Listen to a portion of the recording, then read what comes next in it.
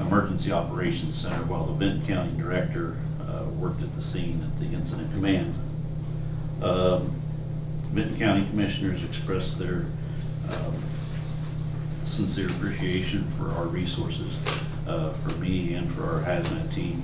Since our hazmat team is Type 2 from EPA, they agreed to be typed. They agreed to respond to other counties within the region. We have a 10-county region. So they were instrumental in that event. Were you ever in site command of that?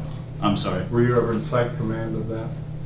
Site command? Yeah. No, I was at the Emergency Operations Center, working with the media. And then just the other day on the 30th, we had, during the big storm, we had a commercial vehicle crash over on 35 that involved a drunk, impaired driver. He went through the median, sideswiped a semi. Because of the flash flooding that was occurring in the county and in that downpour, about 100 to 120 gallons of diesel fuel went straight into the storm drain, right into the Soda River. Funny thing is, I had a meeting with the Soda subcommittee. That was one thing we were discussing, was the Soda River. But it came so fast and hard, they couldn't get it stopped. The downstream consequences, that the EPA didn't feel that there would be that many. The next intake station for drinking water was Portsmouth, and they assumed that it'd be diluted by then. EPA came out the next day and assisted with soil sampling, and making arrangements with the company to at least mediate that ditch. A lot of the rain was flushing that out. I'm sorry? A lot of the rain was flushing that out. Yeah, it was going Right really ahead of fast. it. So that helped dilute it. Kind of nature taking care of itself, I guess. As far as the grant funding, there's not much to report. We did just get a $26,900 reimbursement for our EMPG grant. We just started using, I think it was April through June. We just started using our 24 grants.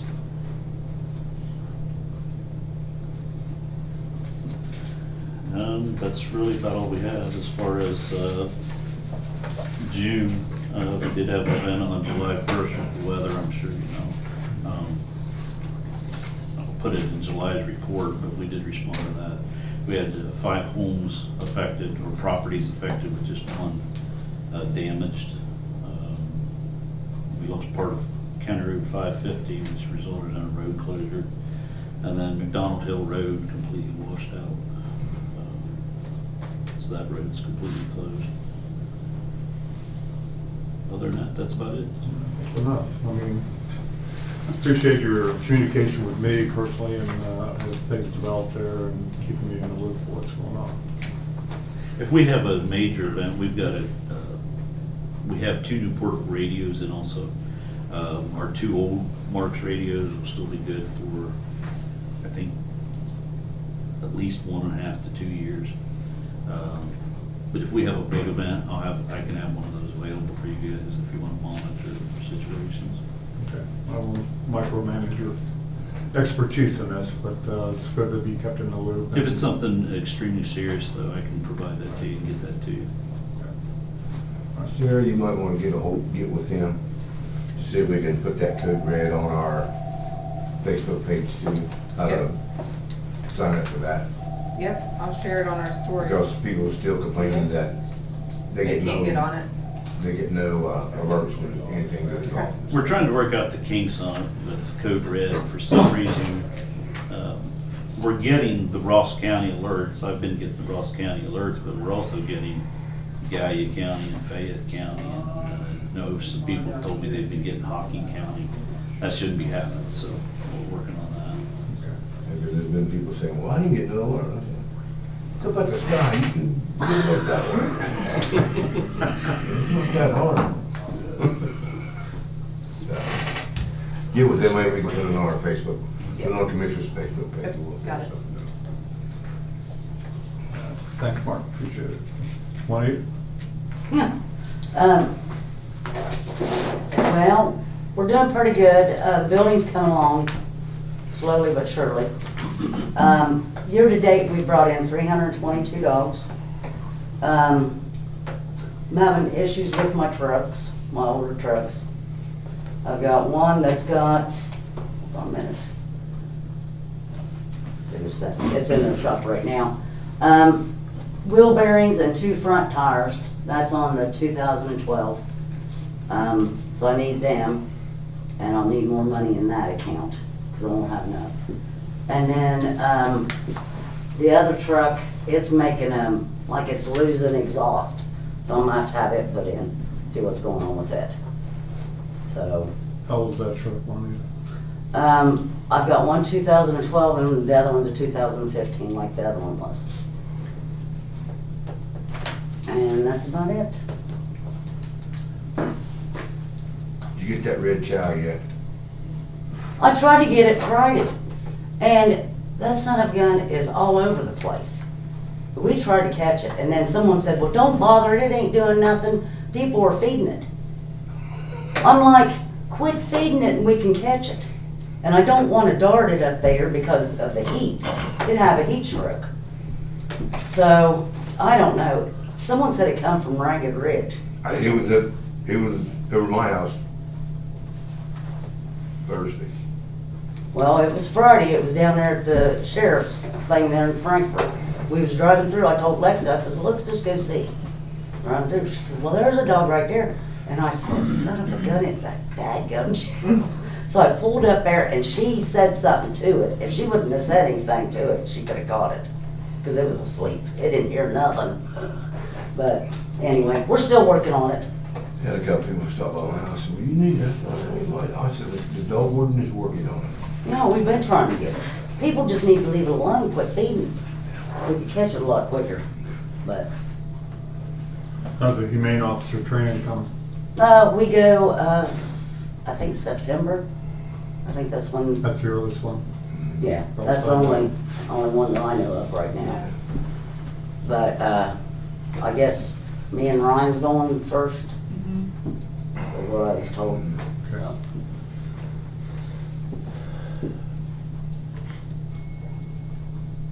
Any other questions for Juanita? No. All right, thanks, Juanita. Yeah. Appreciate it. You guys have a lovely day. Morning. Good morning. Quite a few things to get you up to date on. We'll try to move through this as quickly as possible. On the comprehensive plan, we're in the midst of developing the draft vision statement and goals. We will have follow-up meetings with the steering committee with regard to that. Of course, visioning and goals are one of the key elements of that whole process. So we'll keep you up to date on that. Actually, you'll be part of that too. So. We will also have a revised schedule for the comprehensive plan that kind of reflects the recent redirection and focus on pixel response. So we want to make sure that we keep our schedule up to date, and it'll probably be extended a bit, and that's fine. We want a good product, not a quick product. We're also working on accelerated sub-area plans in relation to that. Sub-area 1 is in process. We're going to have some mapping exercises next week.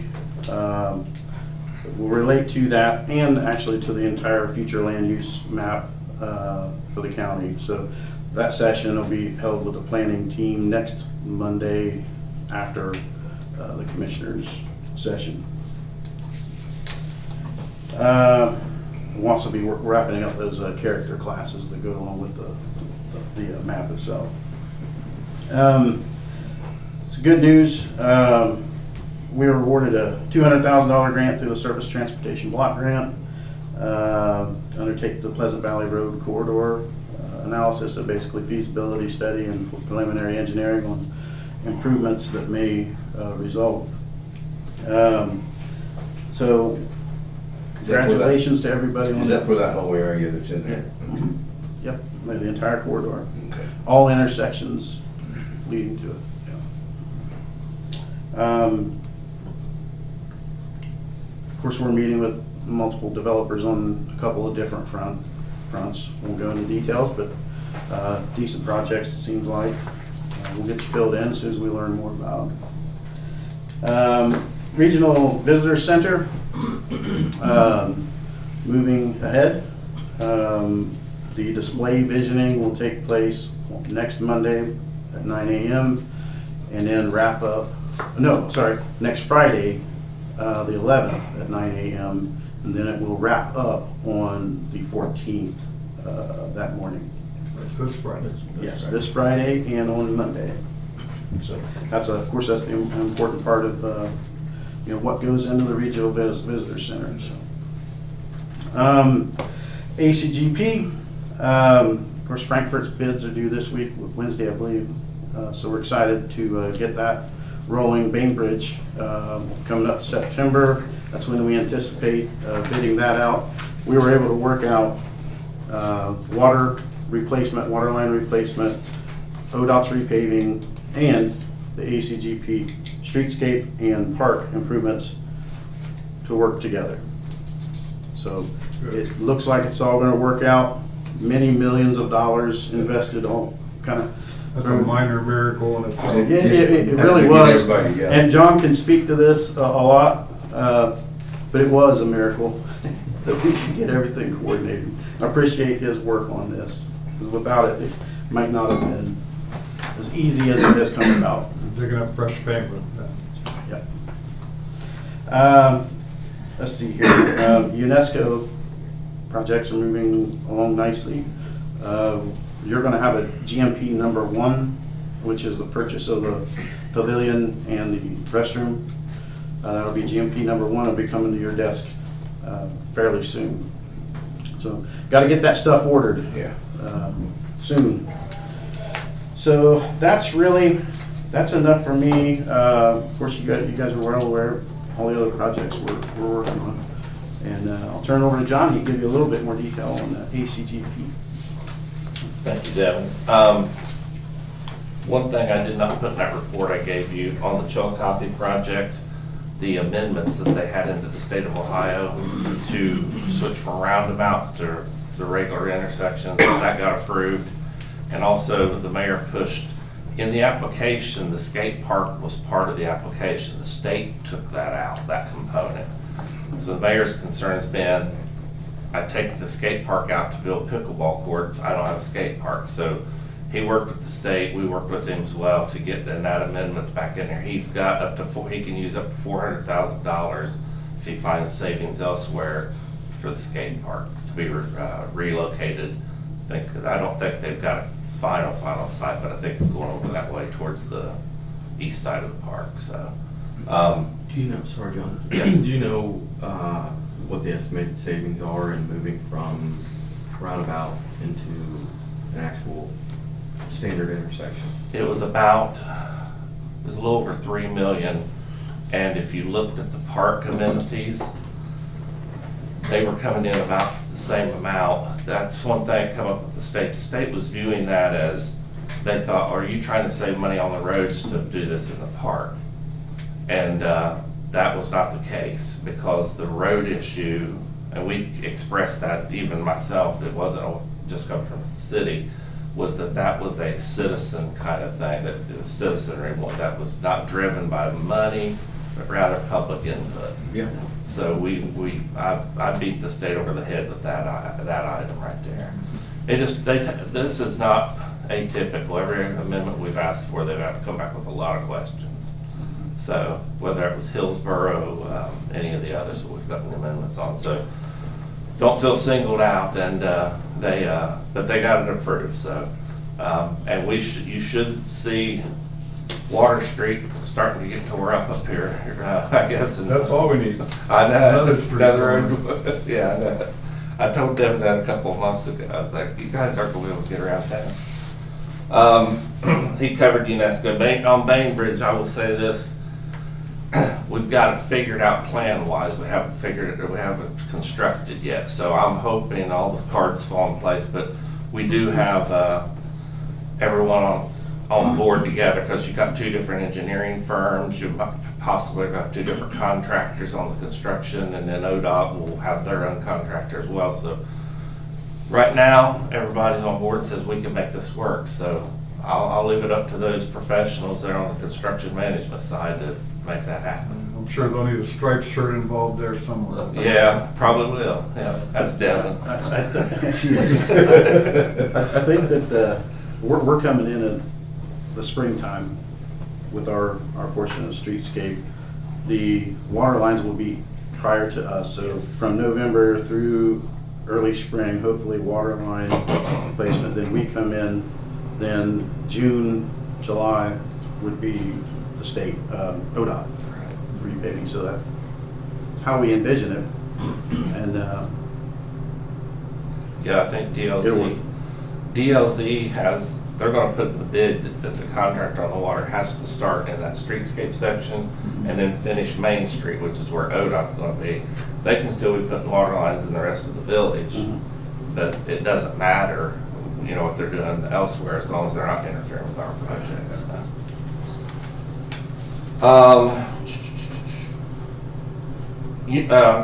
Projects under construction, again, I gave you this, but just to point out that Rio Grande project's 22% complete.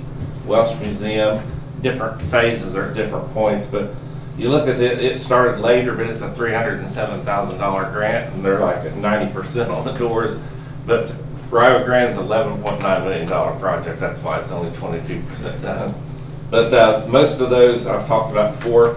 Couple new ones, Holzer, they got their project under contract. And City of Jackson over there, they've had 3 GMPs, all 3 are signed and executed. 2 of them were for material purchases. 3rd one was for the actual contract for construction, so they're going to be getting underway. And Greenfield, same thing, their GMP 1, which is more demo and site work. There'll be 4 GMPs on that project.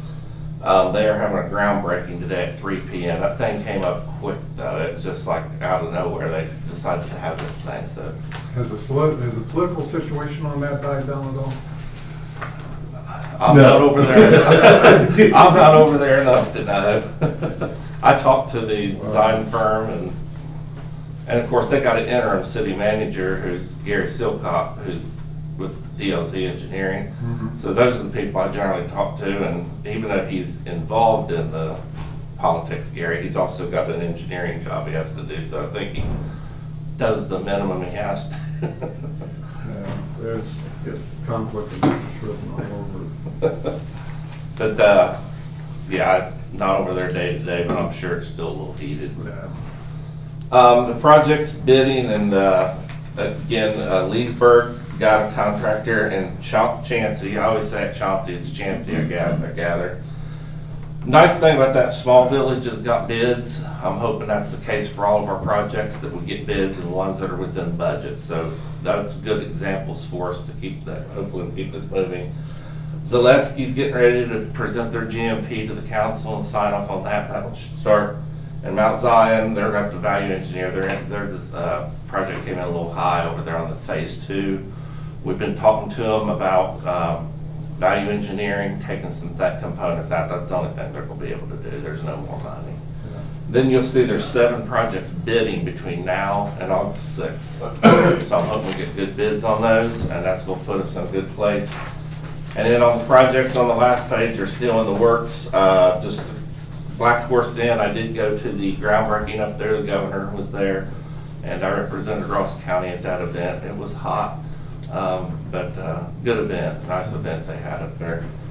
I did mention you guys and, by name, all 3 of you, so made sure they knew Ross County was represented. And then I just want to point out Chester Hill. That is the last project we're going to probably have to bid unless some of these have to rebid. That's going to be coming up in September, and they plan to start on that project November 1st when the auction season is. It's purposefully being held up. The designs are ready right now, but they're just waiting for the auction season. It's a produce auction over there. So whenever they get that done, they'll start on that. So I feel like we're moving in the right direction. Some of them scare me because the amount of money they got and how much they got to spend between now and next September, Yeah. but no one's telling me they can't do it. So we'll see. So far, we spent about 37% of the first tranche of money received, so that equates to about $14.4 million spent so far. To your last point there, John, What's that? to your last point, Yes. folks are not gonna tell us that they can't do something until they Oh. realize that they They can't. can't. Oh, I know. And that's why we have our own owner's rep in all of those meetings in compliance to keep, well, to hold our interests in those meetings and. Well said, yeah. Yeah, I think Sarah and Ben both bring that construction management. They think things can be done. Yeah. And that's where I say I gotta rely on them. And if that's the case, so be it. I mean, I hope they all get done. I want to see every one of them done. I think you guys have a good handle on it. Yep. We're trying. Appreciate all your hard work on that. You're welcome. Ready for the shallow audience here this morning. I don't know where building department and Andy, is he on vacation? Is Andy here today? Did he ever answer you? I haven't seen him this morning, so I don't know. But we did talk a couple months ago about goals for the balance of the year. And I think there are a lot of you, as I'm looking at the 4 of you representative, and we'll get to your report on that. I didn't want to bypass you, but I did want to say this in case somebody has to leave. That you already have an aggressive agenda for the rest of the year. You know, each one of you have done substantial work and have made major grounds on new things. I just think we need to highlight those and turn that over to Sarah for reporting and let the people in the county know what you're doing. Because there's some great work going on, you know, and there's, I'm proud of all of you and what you're doing and how we're getting these things done. This is an aggressive schedule all the way around. Each department's involved. And in order to coordinate, collaborate, we need to have these meetings, and we need to talk about those goals and see what kind of progress we're going on, what help you need from us to get them completed. So we're going to tune this up a little bit in the upcoming months, and if I and any of the commissioners that want to join me want to meet with you and kind of nail down exactly what you've either already done in mid-progress or what you have yet to put into the slate of what you want to accomplish this year. And then kind of set that as a precedence going forward each year, that you will have goals and objectives that are new or improved that better your services to Ross County. So this is kind of the direction we're moving. I mean, we didn't used to have staff meetings, so now that we change it to a more forward-looking endeavor on each department head's shoulders, I think this is where it gets fun. Because you can look at what you want to get done, and then we can decide how we're going to do it, how we're going to fund it. If we got to postpone it for a few years, money gets tight. But you know, we certainly build out a lot of the departments here to include the ability and the agility to get more done. It's not just a matter of looking what to add. It's looking at what's redundant, what's unnecessary anymore, what's just out of date, that we can take away to provide you more time to get the good stuff done. So we're going to be looking at this in a more holistic way, and a more a scientific management of the departments, so that we can do better things and get more done with less effort. All this is trying to pull some birds out from under your saddle. I mean, we don't want to make roadblocks, we don't want to make pain in the day, we want to make it as easy and as efficient as possible. So this is how it all starts, is with the dream work. And you know, people I've managed, I always wanted them to spend at least 20 to 40% of their time in future look and preparing for new things down the road. So, you know, you guys are swimming in it. You're doing things that you never thought about doing a couple years ago. So it's good to see, and it's exciting too. a lot of heartburn and a lot of sleepless nights, I'm sure, but when the results come in, everybody's going to be thankful for it. So, with that, any questions on that? I'd like, first of all, Jack, I think you're speaking my language. I like what you're saying, and I think for us, one vision that we can kind of be ambitious about is Ross County being the most prosperous community in Southern Ohio. We've got a long way to go, I think, on some of that, but all of you have a big piece of that, no matter what your position is here. And I just got back from vacation, and I thought about work the whole time I was on vacation. And the one thing that keeps coming back to me is good business.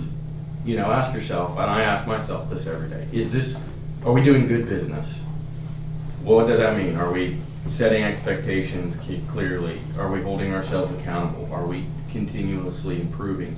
Those are things I think you're touching on too, Jack, and I'm excited to have this conversation amongst us and then with all of you individually, because one thing we're developing as well is, Devin was a part of some of these conversations, PPE, not personal protective equipment, but priorities, protocols, and expectations, and making sure that we are clear with you and you are clear with yourselves around what your priorities are, what your protocols ought to be, and what the expectations we should have, and what, more importantly, our expectations come from the people who put us here.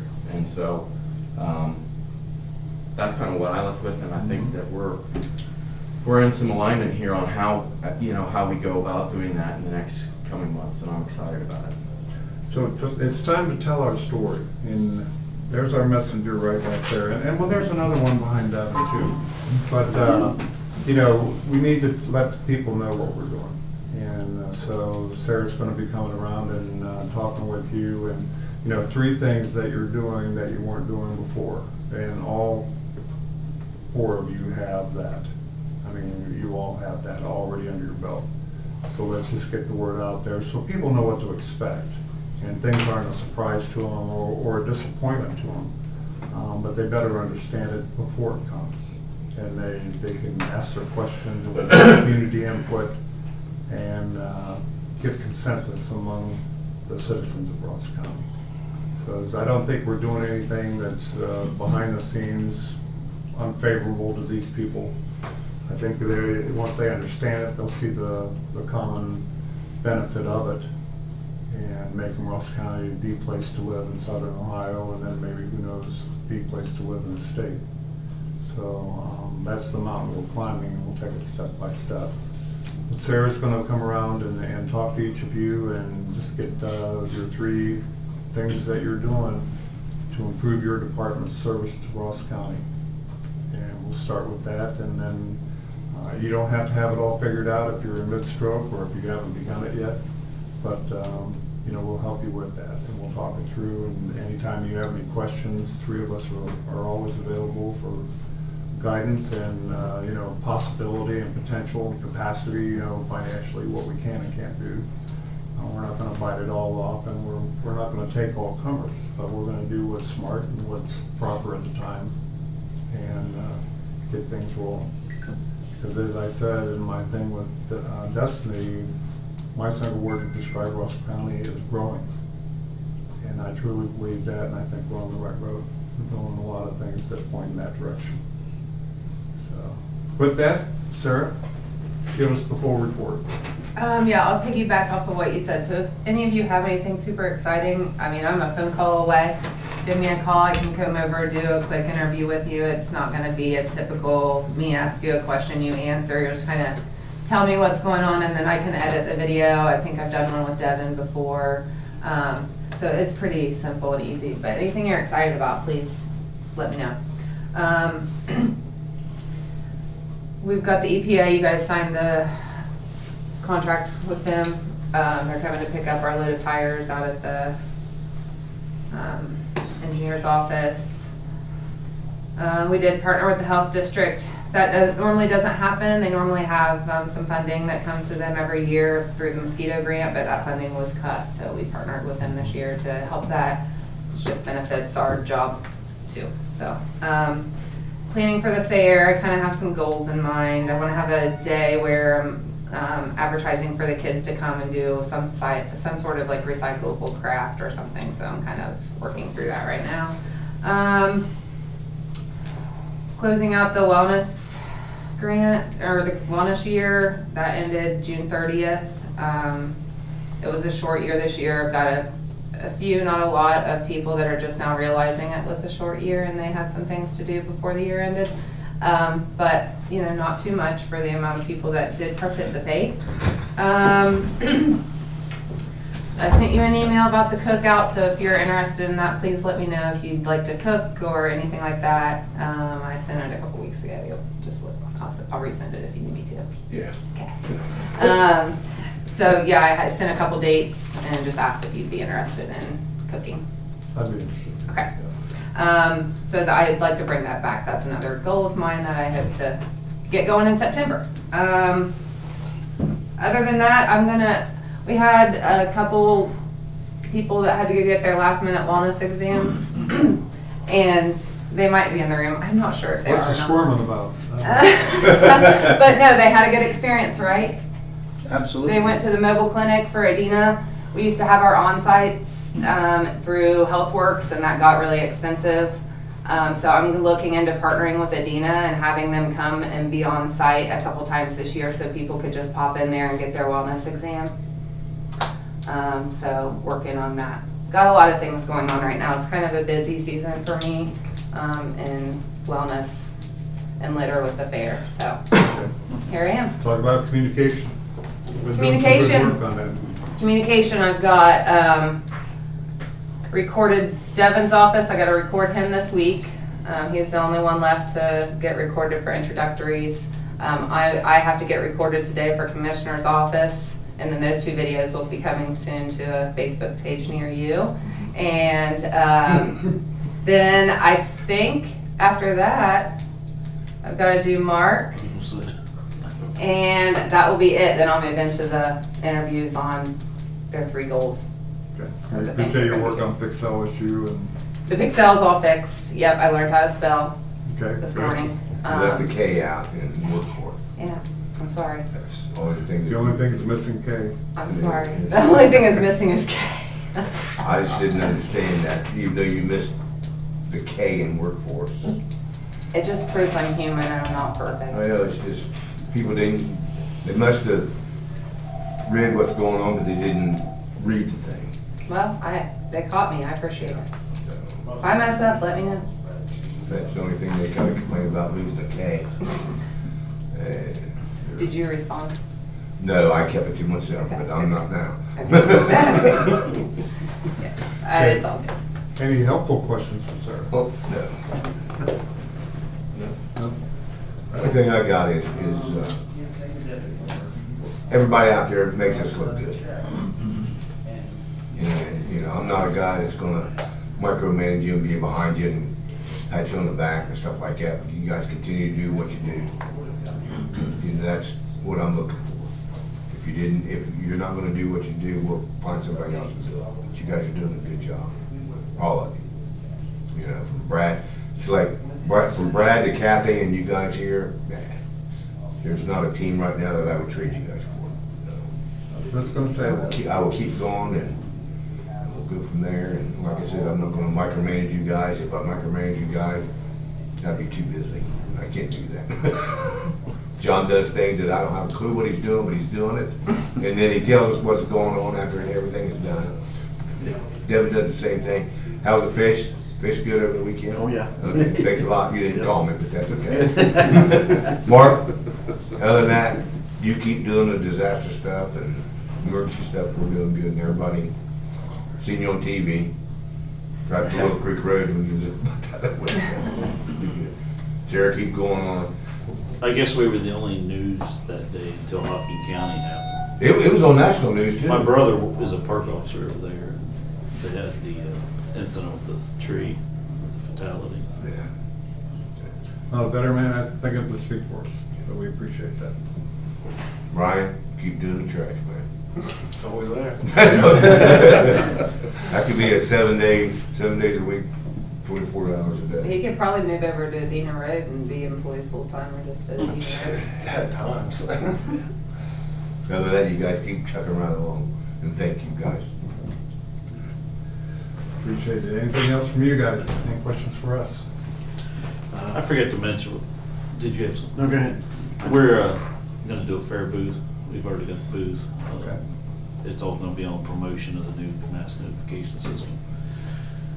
I'm gonna maybe take it easy on Josh, and he's gonna work like 8 to 4, and I'm gonna work like 12 to 8, so we'll be there from at least 8 to 8, so.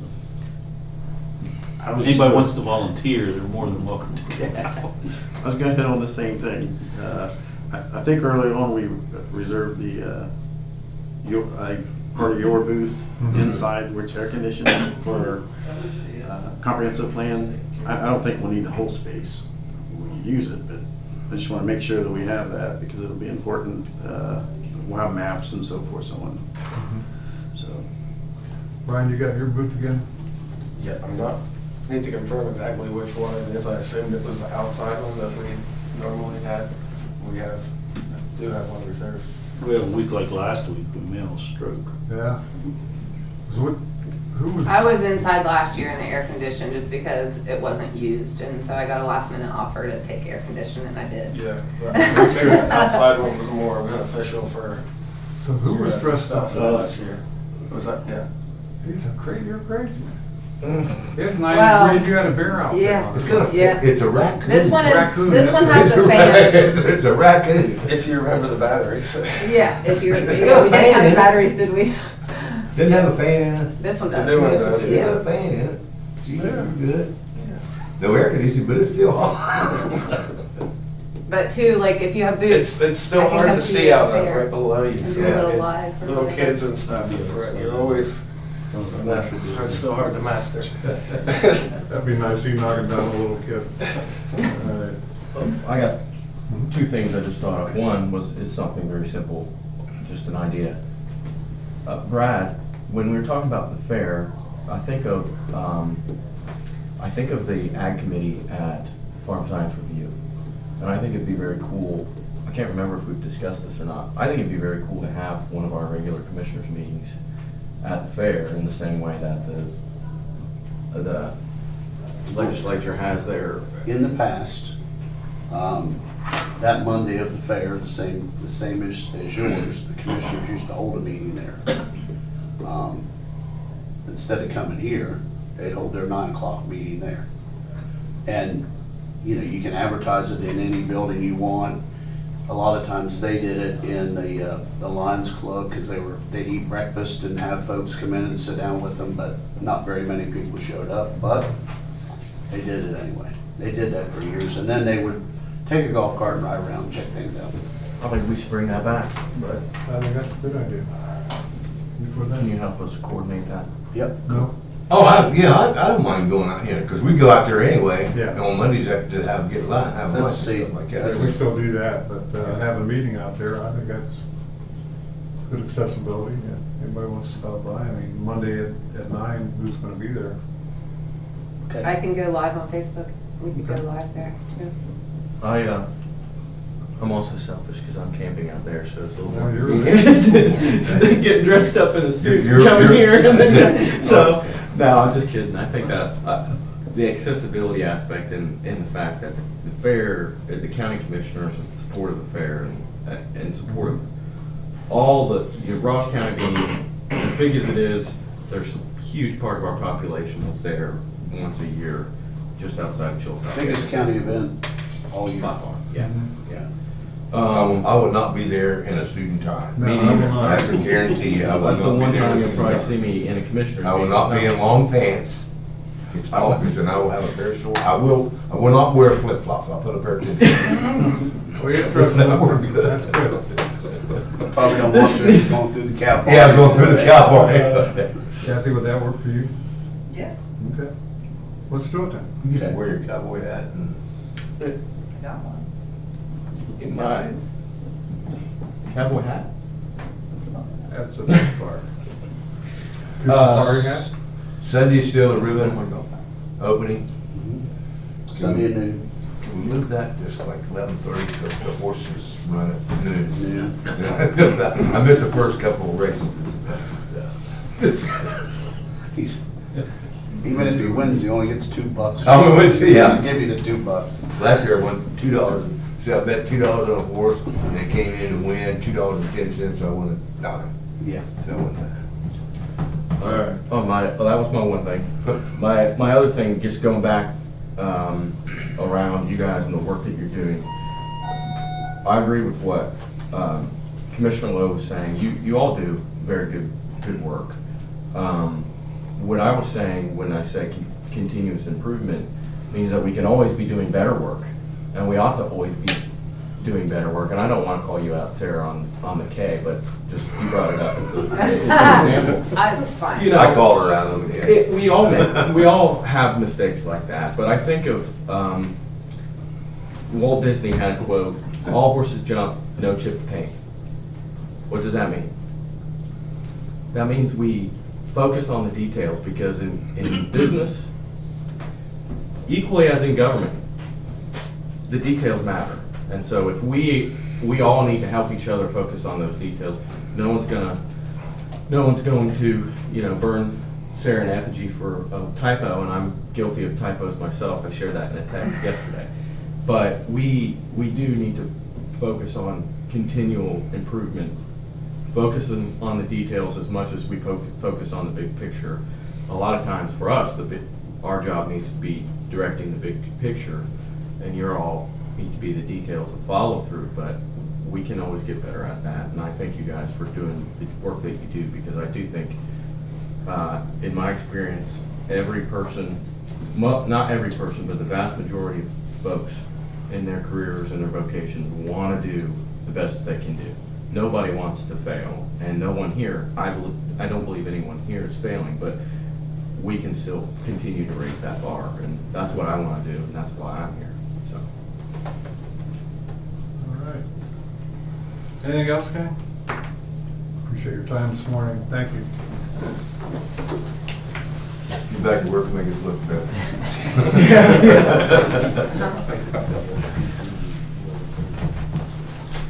Danny this morning. Andy is gone today.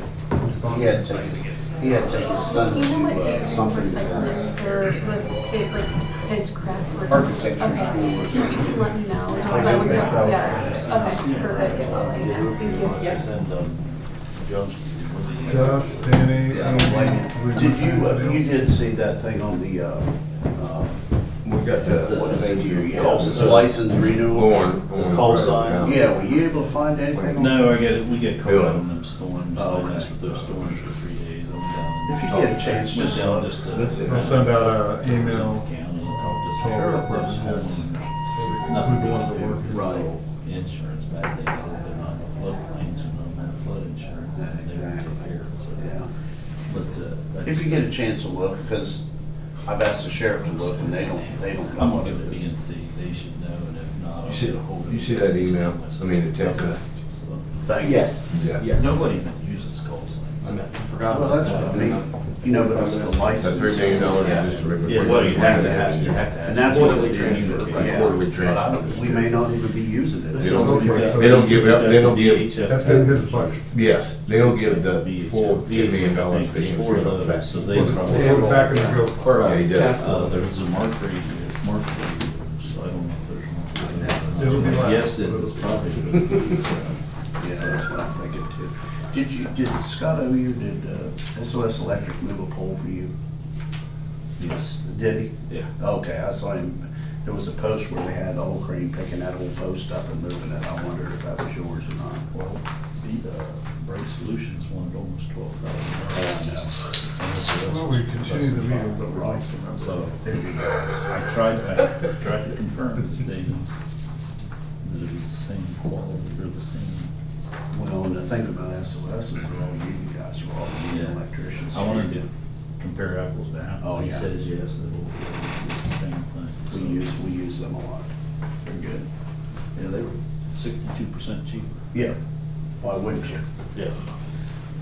Did you? Oh, no, you don't. Yeah, okay. You know. I'll take a look. Fine. You never touched it. That's what it was done. Okay. Yeah, I just wanted to make sure everything was good. Yeah. All right, do we have a motion to approve last meeting's minutes? So I'll make that motion. I would second it. All in favor, say aye. Aye. Bills for the week? $1,992,963.16. $1,099 Sevco insurance payment. And then we have $571,300 in ACGP grant payments to Stockholm. So that makes 1.6 million, almost 1.7 million into 1.9 million. So moved. To approve. Second. All in favor, say aye. Aye. Brad, I think Chuck good about Jeff?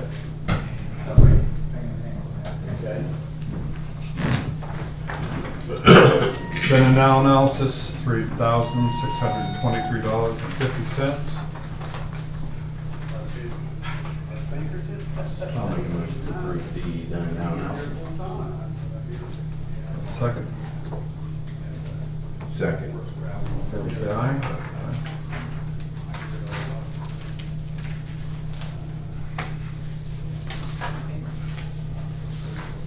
Transfer of funds. This is transfer of the mandated share from general funds to South Central Ohio Job and Family Service Public Assistance Fund. It's in the amount of $75,899. So moved. Second. All in favor, say aye. Just verify. Aye. Aye. Aye.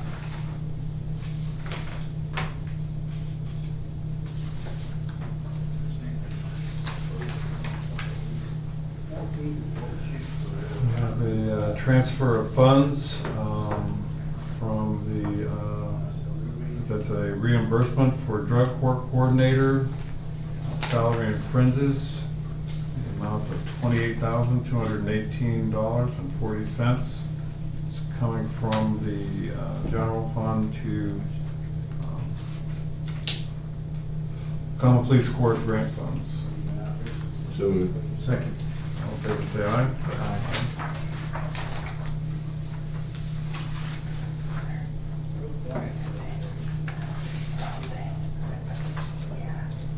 Transfer of funds from the auditor's office. This is from other expenses to the remit to State Department tax. This is a transfer appropriation to facilitate payments of the state's share and vendor fees for May and June of $250. So moved. What vendors fees? What's that? Wonder what vendors fees? It's the State Department that's taxed. Okay. Second. All in favor, say aye. Have a good week.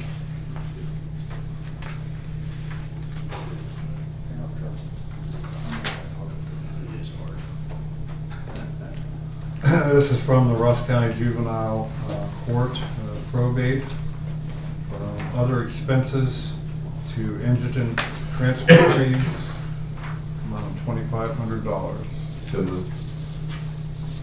This is from the, okay, yeah. It says they were over budget, it's only July, is this, I wonder, I mean, yes, I'm gonna approve it, but that's a question maybe as a follow-up, is this what they anticipate for the rest of the year, or? Kind of coming out of other expenses in their budget, so it's kind of a. Yeah, they're just Okay, I moving. see the writing here, it said general, that's what. Yeah, they're moving it from one place to another to cover that expense for the rest of the year. Okay, yes, second, if that's what you're waiting on. All in favor, say aye. Aye.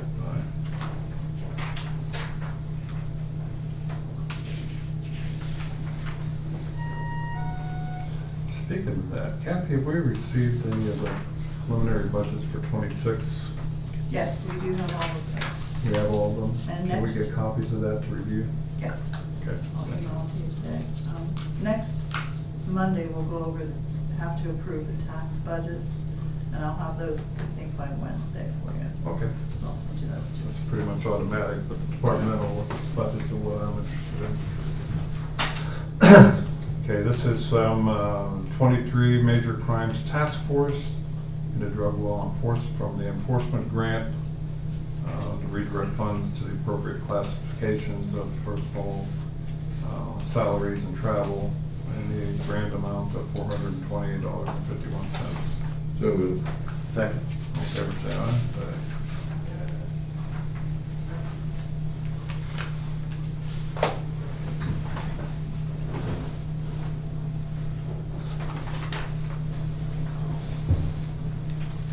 This is from the Sheriff's Department, grant funding, salaries and to office supplies for the 20, for office supplies of $161.25 for the month of June. Or the balance of the year, I'm sorry. Second. All in favor, say aye.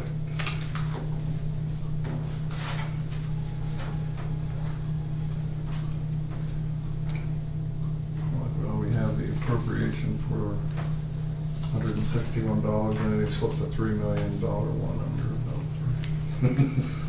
It's also from the sheriff.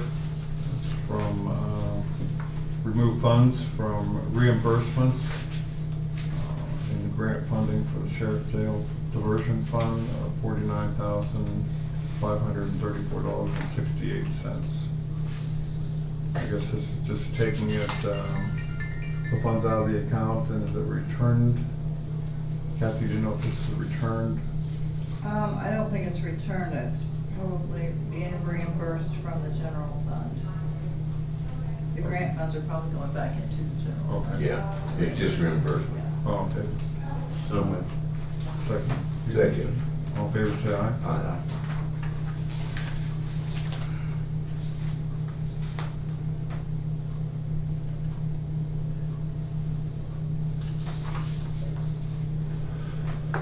This is from the Board of DD, from the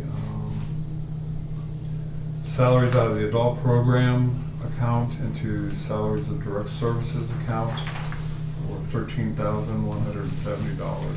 So moved. Second. All in favor, say aye. Aye.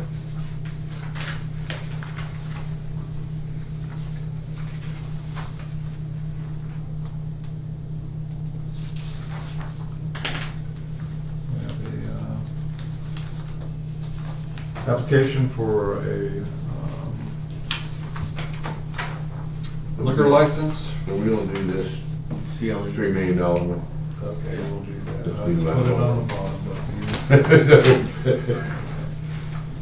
This is a routine movement of money out of the general fund into the law enforcement center and litter funds to bring their financing up to budgetary levels. The amount of $3,385,431.67. So moved. Second. All in favor, say aye. Aye.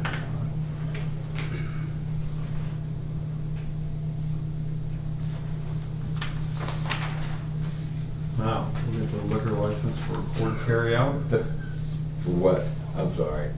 the liquor license transfer.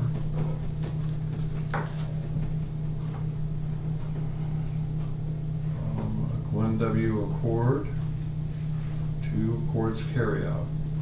Is that correct? So moved. Second. All in favor, say aye.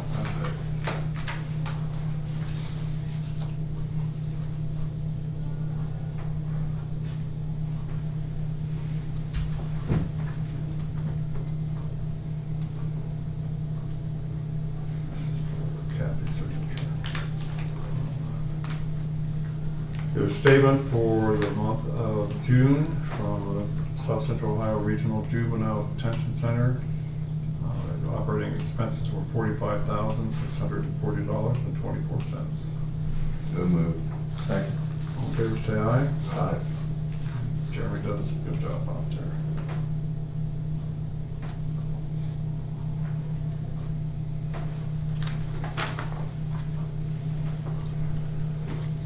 Then we have a zoning application for Ross County Airport from Keith McCoy. Residential, he wants to add a 10-by-40 porch onto the front of his house. He lives within the airport. He does. Yeah. Zone 2, I think it is Zone 2 or Zone 3. I think it was 3, but he will be making an appeal. So this will be held off till then. Yeah. Is he coming in today? No, he's not coming in today. Okay, so He this just wanted is just to a heads notify up on that Yeah. appeal. But he didn't make it bill to us, though. He makes it bill to the No, but it has to airport. come to you first, and then it'll go to the airport zoning board. So you'll have to hold a meeting with the airport zoning board, and they can either, deny or allow him to build it. If they deny it, then his recourse would be to go to the Concrete court. police court. Yeah. We also got a communique here from Levin Law Firm about new opiate settlement agreements, some substantial funds, and their distribution will be decided later on in the year. You guys saw that? Yes. 8 billion or something.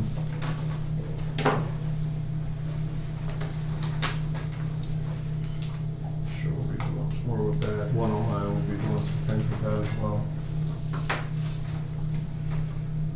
Have the monthly, or the second quarter municipal court salary share with the counties. This is from the auditor of the city, in the amount of $56,141.41. Just something that we have to pay, we're paying the city. We're paying the city. Let's hold off on that until they pay the bill we have for them. Is that the prisoners? What? It's for over to the law enforcement complex. They still owe us money for that. So why should we pay their bill if they're not gonna pay our bill? Well, these are the judges' salaries, they're not. That don't make a Rent. difference to me. I don't care whose salary it is, but the city's not paying their bill to us. If the city's not paying their payment to us, just owe us, why should we pay them money for a bill that they say we owe? Well, because they can make laws and we can't. This is from city ordinance. So we're in violation of law if we don't. I don't work for the city, I don't even live in the city. The city is actually in violation of their contract. They don't Yeah, pay city's in us. violation of their contract because they ain't paying the bill. We sent a couple bills to them and they haven't answered to give an answer yet. Okay, well, let's reserve this for a work session. Okay. I'm just getting. I don't know. I'm just getting to the point where, if the city's not gonna, if we send them a bill, if we send the city a bill, if they're not paying the bill that we hear, but they send us a bill, we pay them, but we're not getting, You're talking about prisoner housing.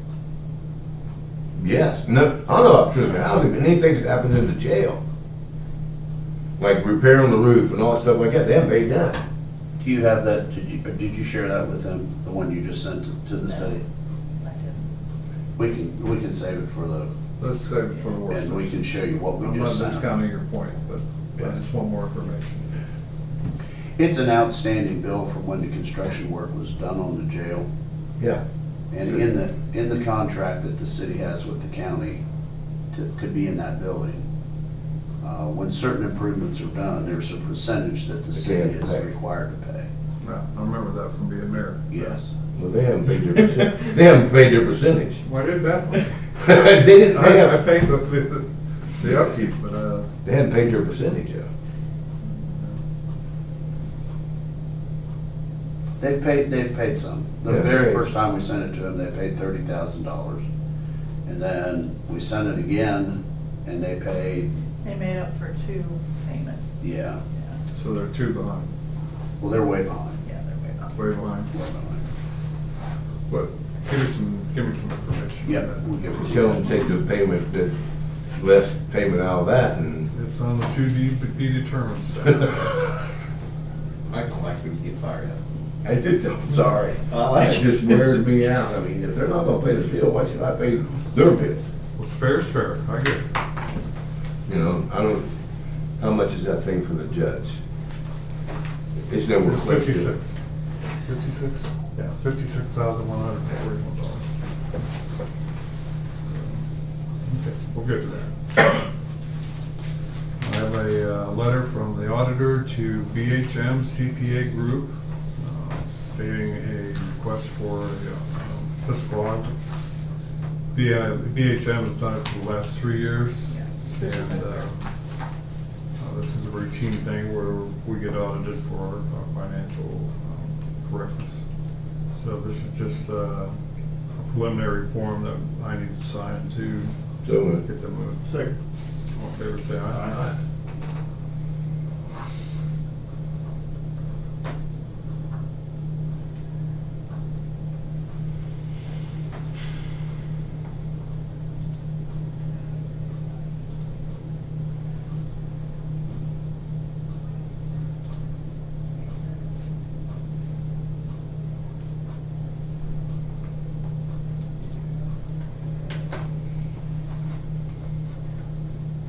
Fred, you got anything?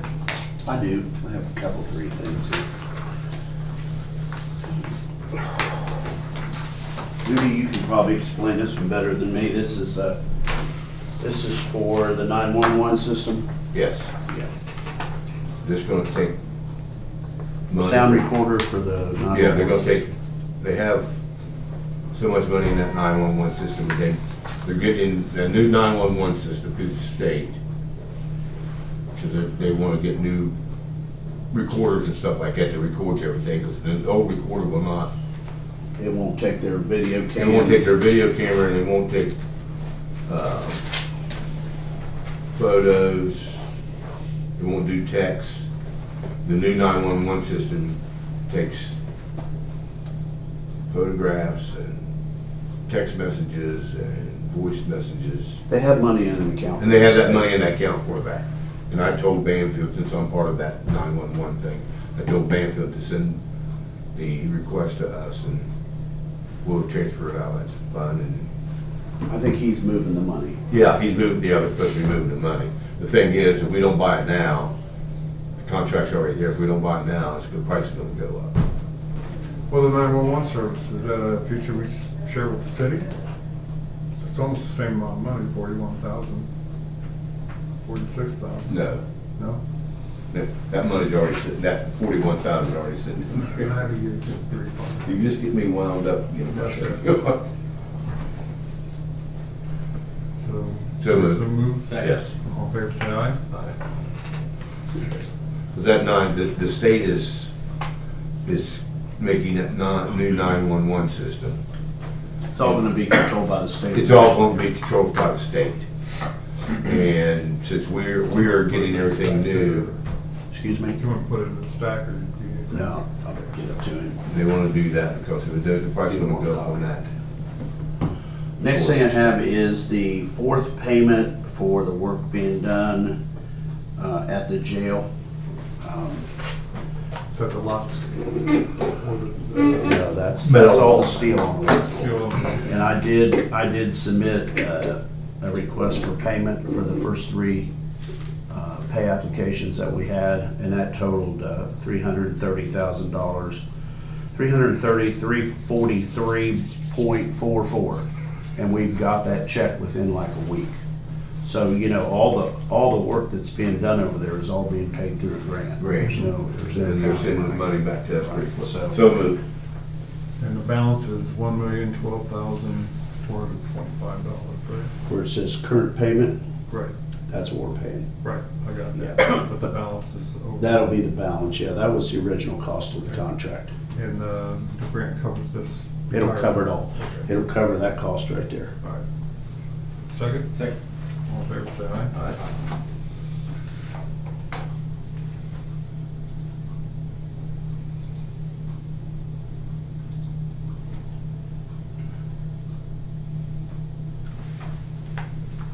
Thank you. And the last thing I have, is an MOU with the ODRC for the sewer project. I've had Ben Hayden at Bricker and Graydon review it.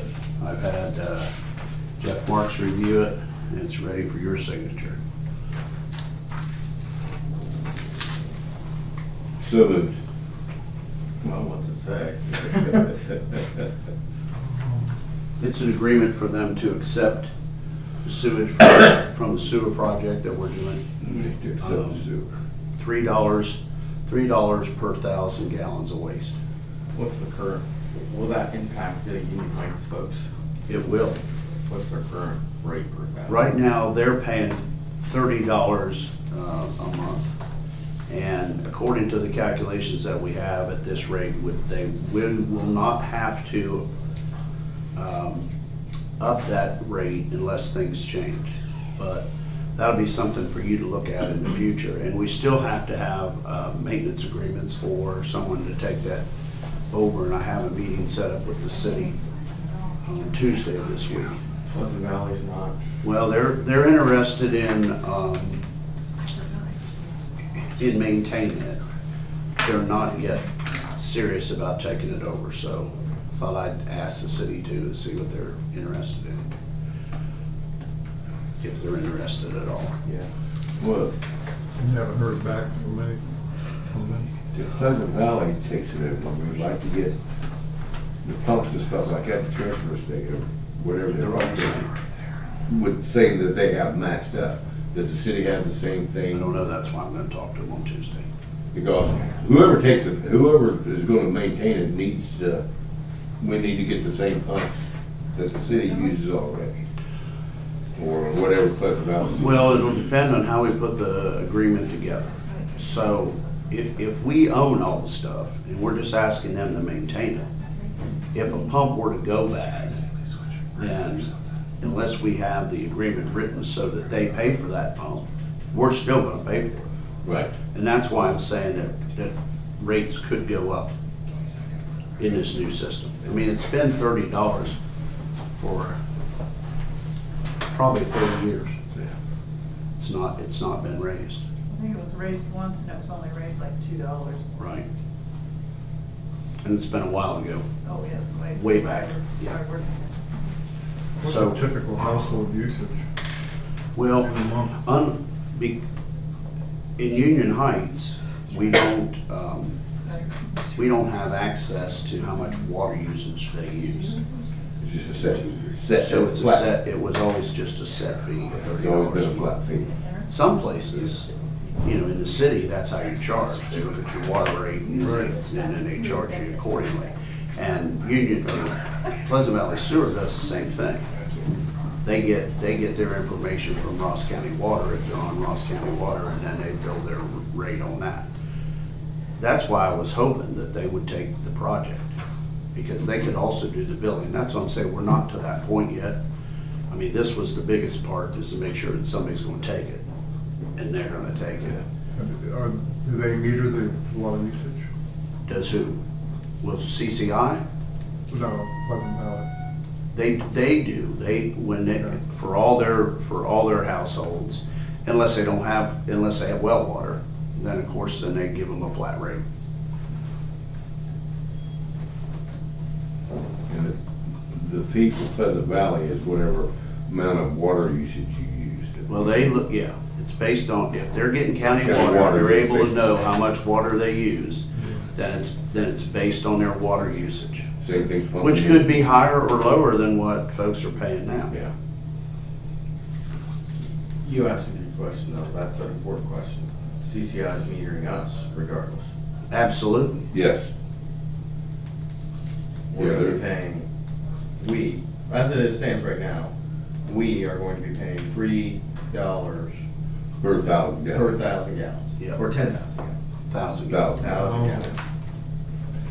I have all the calculations, you're welcome to see them all. Yeah. Well, yeah. Because that's not what they You know wanted. what we're doing here? What's that? CCI wanted higher. They did. Yes.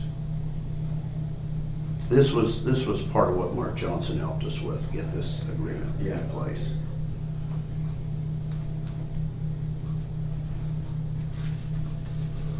So they're basing this off of a daily flow of 400,000 gallons. Up to, right? Up to, yeah, it's the 30-year plan on the road.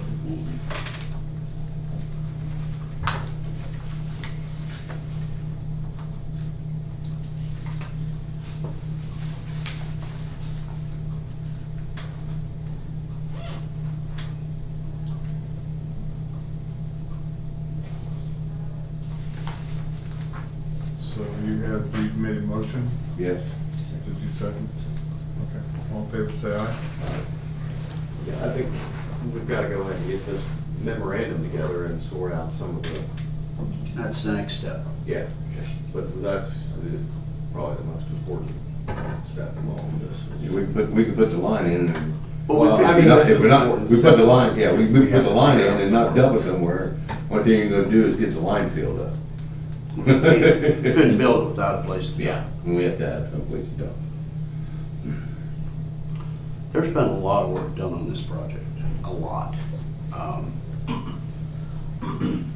You know, permits to install require all kinds of engineering and environmental studies, and all that stuff's been done.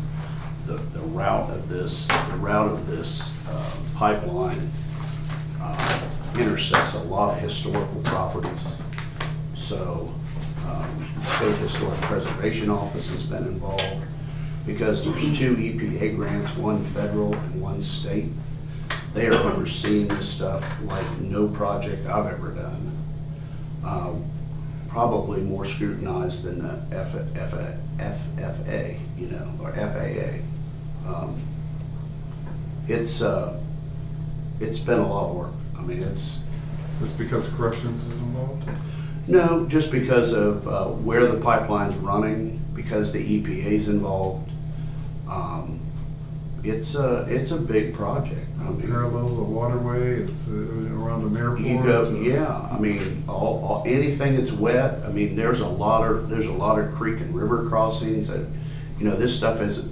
A lot of this is going to be bored instead of open cut, because who wants to open cut past UNESCO's site? Mhm. I mean, all you'd have to do is be digging up something and, you know, it would stop the project. So instead of doing that, you bore through that and you don't disturb it. Most of the place that we're putting this pipe is disturbed property all the way. So we had to get permits from ODOT to put it in their right of way. Mhm. And that's what they asked us, is why are you putting it in our right of way? Well, because you've already disturbed that property. Yeah. You know, when you built the road, you disturbed it. We don't want to go into something that's historically relevant and disturb it and then, you know, cause a problem with that and as well as stop the project. So, I mean, there's been a lot of thought and a lot of engineering into this project to make it work. Program unique to our area. And the other thing is it's a, you know, it's a $16 million project, all paid with grant money. It's a great project. It will be an economic development tool for the county. Depending on what we could turn dirt for in the area that it feeds off of. Exactly. That's gonna But be- you know, there's been talk about a jail out there at the end of Fairgrounds Road.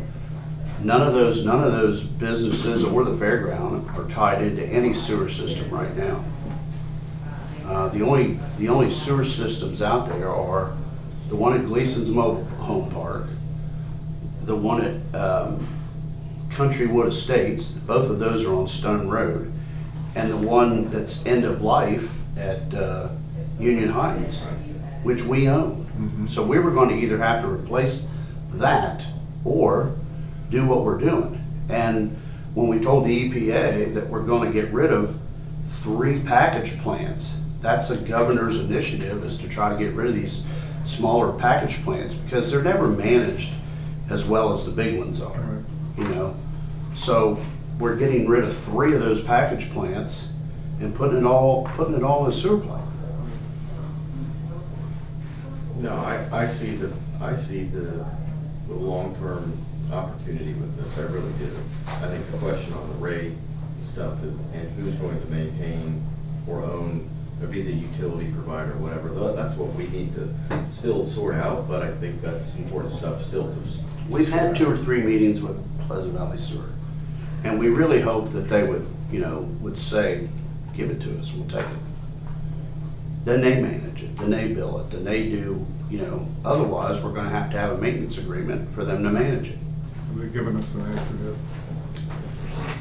They're interested in taking it for a year and managing it, servicing it, but that's tough. I mean, I'd like to see someone say, either we'd like to have it, or we'll give you a contract for the next 10 or 15 years to maintain it. You see, that's what I can't understand. Pleasant Valley is on the fence of taking it over. If somebody's gonna hand me $14 million project, it's done, completed, And with no I don't have debt. to spend money on that No debt. project. And How about the future somebody's giving me utilization? $14 million. Well, that's what I'm saying. The only thing it's gonna do is grow. Yeah. I mean, that's the guts of all future growth out there. Exactly. Customer base. I don't know why anybody wouldn't take that over. We've had discussions with them and shared numbers and everything, so, I mean, that's really what we're looking for, is for somebody to own it, because we don't have a utilities department. I mean, the work that's gonna be entailed is basically taking care of 3 lift stations. They're all gonna be brand new. We're acting like a utilities company right now. What's that? We're acting like a utility company right now. Well, we have been, Yeah. but I mean, we've just been doing the billing basically, and managing that one package plan. And the thing is, once they get it, or whoever takes it over, they're gonna be making money off of this. Yeah. With new stuff coming in, this coming in that 104 corridor. And, out to the airport and everything else, so I'm just, That's where we are. Okay. that's like somebody giving you a brand new car and you say, well, I don't think I'm gonna take it, cause I can't put the gas. I have to put gas in it? Well, they have concerns, I'm Yeah. sure, and I'm sure they're realistic in their mind. I know they've looked at it hard. Charlie Shear's been in 2 or 3 times, we met with them. The engineering firm and I went to a board meeting one night and explained it all to them. We're gonna continue the negotiations.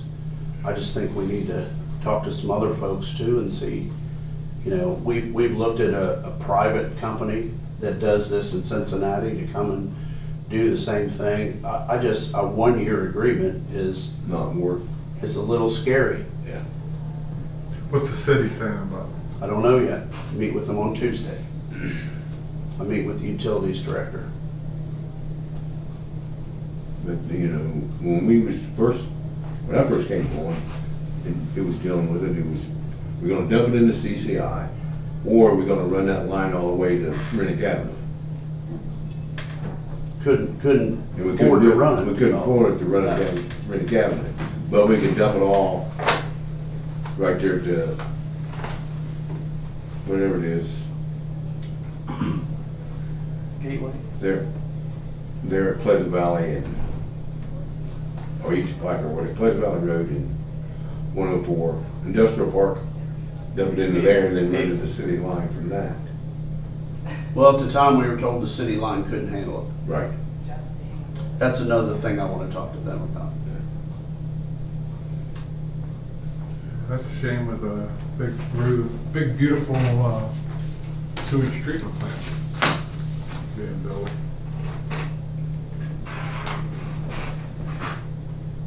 All right, that's it, Brad? That's it for right now. Okay. What do we, well, we're on this, Brad, the air conditioning unit is still working right now. Fingers crossed, prosecutor's office. Am I right? It's fumbling along. It's got a, Dan's not here today. it's got a big Band-Aid on it. They've talked with folks about what to do over there. They have some plans. He'll bring them in next week and share them with you. He wants to get a couple more numbers. Okay.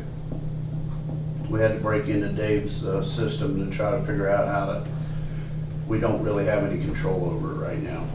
It's obsolete. It is. Yeah. Yeah. Like just about everything in that Yeah, building. Yeah.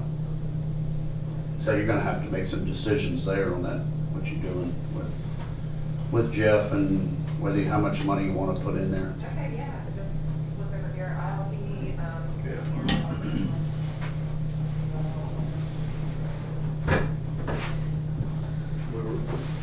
Yeah, one thing that would really benefit us, I've talked to Dave Jeffers brought this up to me a year ago, and I kind of let it go, and been busy in the last several months, but we do need to start some sort of initiative on a capital improvement planning. We've got these things that are here and now, and there's other maintenance and improvements that are going to happen in a predictable cycle. I think we need to be more proactive in wrapping our minds around some of those investments that we know we're going to need to make now, tomorrow, and a decade into the future. We kind of danced around that a little bit when we went through the piggyback tax discussion for the townships. We would be sitting really pretty right now if the capital improvement aspect of that funding mechanism had stayed intact through the decade, but it hasn't.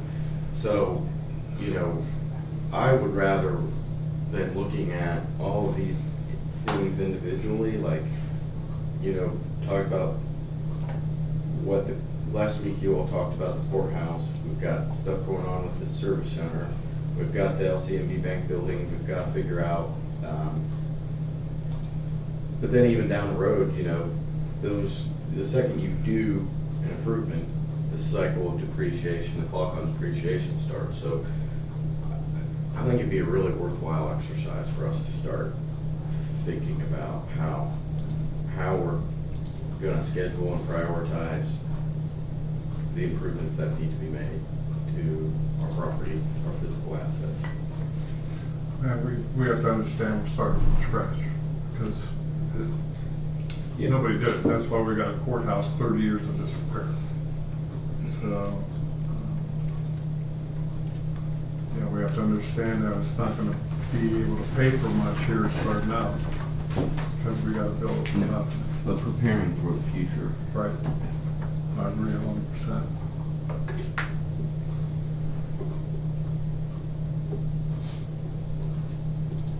So probably the first step is to analyze the possible revenue streams for the cash, for the capital account. Or maybe even the first step would be analyzing what the cost is of all the possible stuff that we would have. And then back into, based upon our new revenue or existing revenue, how do you back into the stuff that needs done? And that is really what defines the priority, because the matrix on deciding what's a priority is both stuff that's most important, but also the stuff that you can afford to fix. Yeah.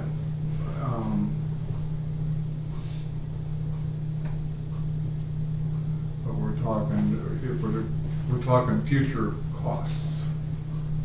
We don't know what that's going to be. We don't know if inflation's going to keep up, or we're going to see a period where we have declining costs, which will be nice. But supply and demand dictates that. Yeah. Well, you know, I've talked about a couple, 3 projects this morning, and almost every project that I've worked on this year has all had some kind of grant funding tied to it. Whether it was total grant funding for the project or partial. There is none for the courthouse, and it's impossible to find. I mean, I've looked since I've been here to try to find funding for this courthouse. And the only opportunity there, and I think this would be a very useful exercise depending on timing and priority, but the capital budget, the biennium capital budget. The state just gave $500,000 to the VA for the paint stadium. We're sitting right here on the state the first state house of the state of Ohio, the state should have an interest in maintaining this public square, and I think that. Well, there's been money for jails. You That's know, it. there's all kinds of money for jails, but there's been none for courthouses, and I don't know, there has to be something specifically that says that they won't do it or they haven't done it for a reason.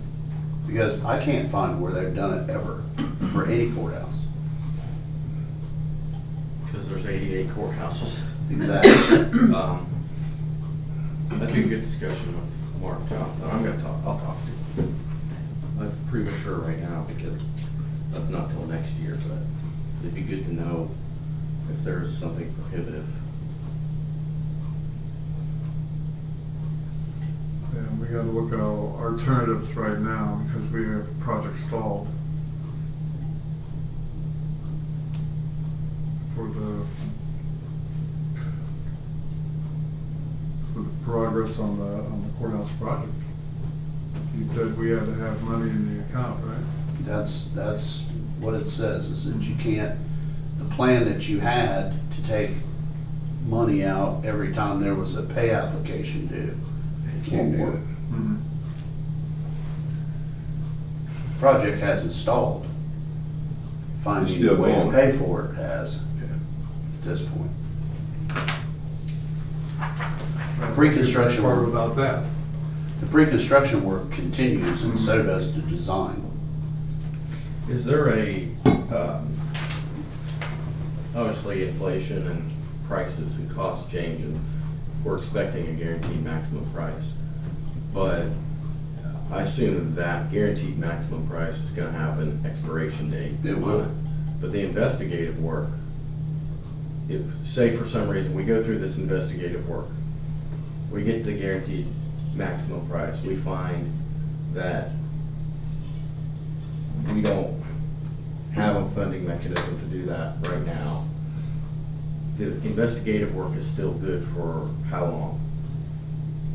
Well, I think you'll continue to see the courthouse deteriorate, and I shared the exterior assessment that Schoolie Caldwell did with Jack last week, and when you start looking at that, you realize how bad a shape the place is in.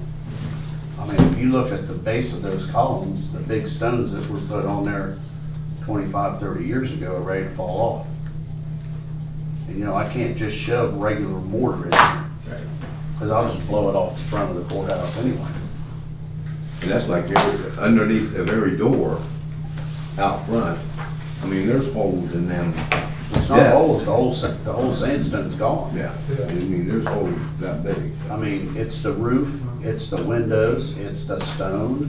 30 years of neglect. And then you've got the same thing, or worse, on the archives building. You gotta put a roof on it. Otherwise, shut it down. You know, my thing is we go to our work sessions and stuff like that, and we do that today. There's a couple things I want to bring up while we're in the work session we talked about last week, so.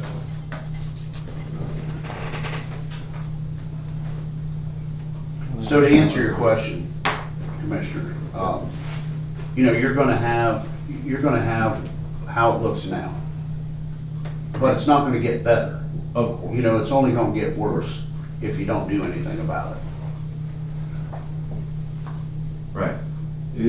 I think we're going to, you know, once we decide, if, you know, come between that $8 and $10 million project, we've got to narrow that down to 8.2, 8.3, 8.5.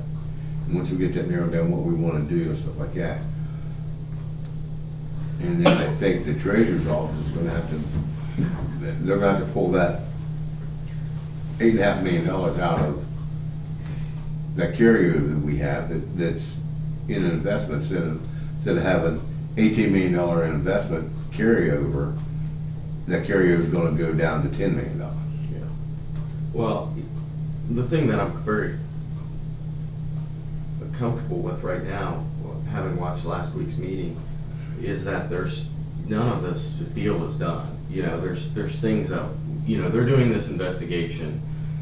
we're gonna understand from the investigation where the priorities are going to be. And going back to what I said, kind of, at a higher level, now we're looking at the same thing and seeing the same pattern at a smaller scale is, what's all the things that need done? What's the price tag associated with each thing? And if it comes to it, and we need to back into, you know, based upon funding constraints, back into the things that need done first. And yes, that's all still there. That's all part of what you're gonna be Yeah, doing when yeah. when you see this. Yeah. Yeah. Because, you know, my thing is, if we don't do something here shortly, instead of having a courthouse, we're gonna have a big giant pile of sand. Yeah. I mean, that's, you know, obviously what happened, you know, you're looking around this thing that's got sprayed insulation or spray foam and cracks and all that stuff like that, and that just, I mean, it's just. Yeah, it's to keep the critters out of the building. I mean, if you start looking, if you take that assessment, you start walking around and looking at the building, I don't know how you can say that something doesn't need to be done. Now, at what cost and how much of it, that's for you guys to decide. Well, and I went back to, prior to being a commissioner, you all were discussing this while I was commissioner-elect, and I just wanted to remind myself because I was watching that video yesterday. And I think that's one of the things that I was hesitant about in the beginning was, you know, not the project itself. I think that we need to do something with the courthouse. It's how we pay for it. And we're I think, making progress on how we're paying for it, at least by process of elimination here. But one of the things I referenced that I think I said, I'm glad I revisited this myself because it's a reminder for myself. 3 questions, or 3 kind of categories. Urgent need, deferring this project poses a threat to the integrity of the structure, or deferring it would lead to significantly worsening or quantifiable problems. The second is it needs done imminently but not immediately. Now is a good time to do something that we know we will need to do and the circumstances warrant investment or action. Or third, this is not urgent, but it's justifiable because it has an impact on restoring and preserving an important asset. I think once we get through this investigation period, there's going to be elements of this courthouse project that may touch, this needs done right now. Yeah. This needs done sometime. We're already doing this, we might as well do that. And then there's gonna be other elements of it where we may need to say, back it up a little bit. And Well, we'll see. I mean, we're early still, I think, in the investigation process to even know what we're doing. Yeah.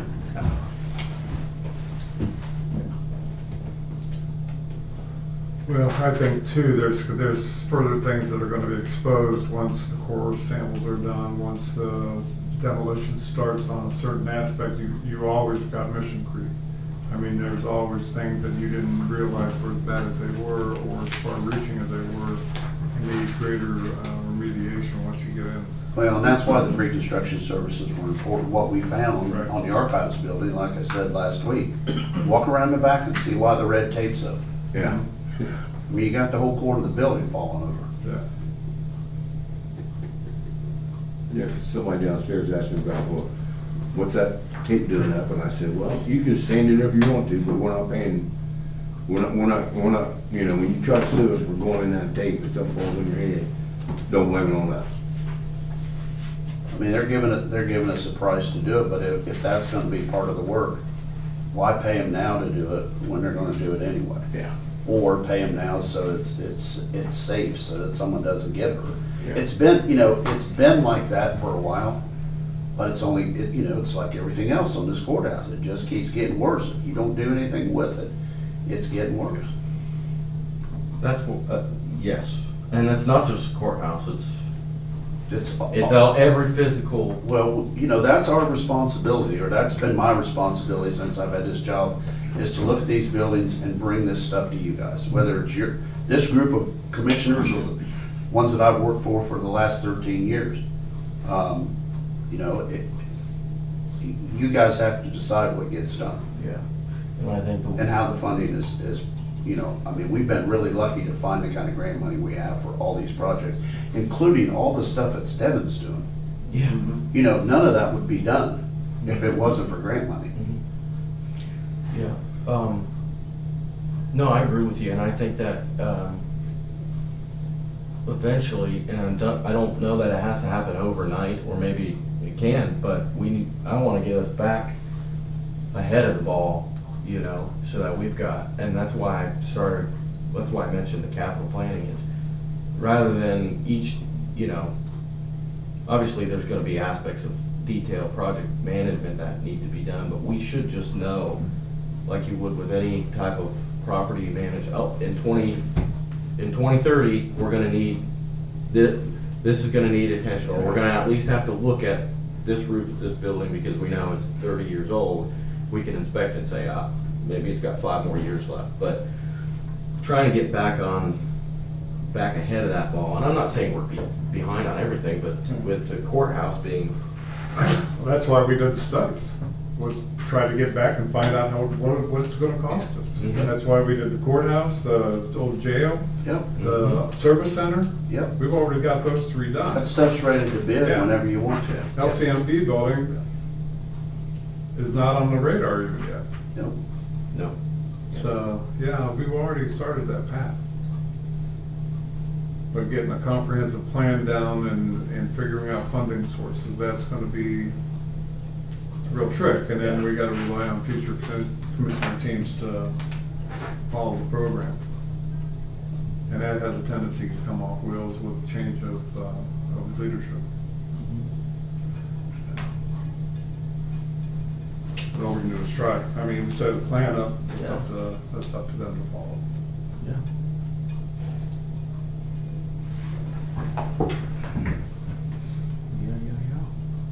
So we'll talk about options in a work session.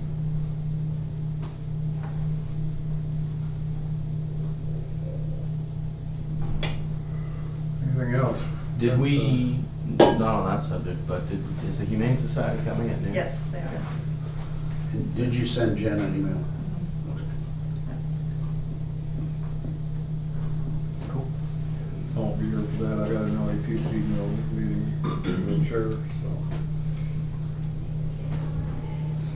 What's the LAPC? Local Emergency Planning Commission, Smart Thompson's group. One of them. EMA's one, LAPC's the other one. You get more township involvement in the LAPC.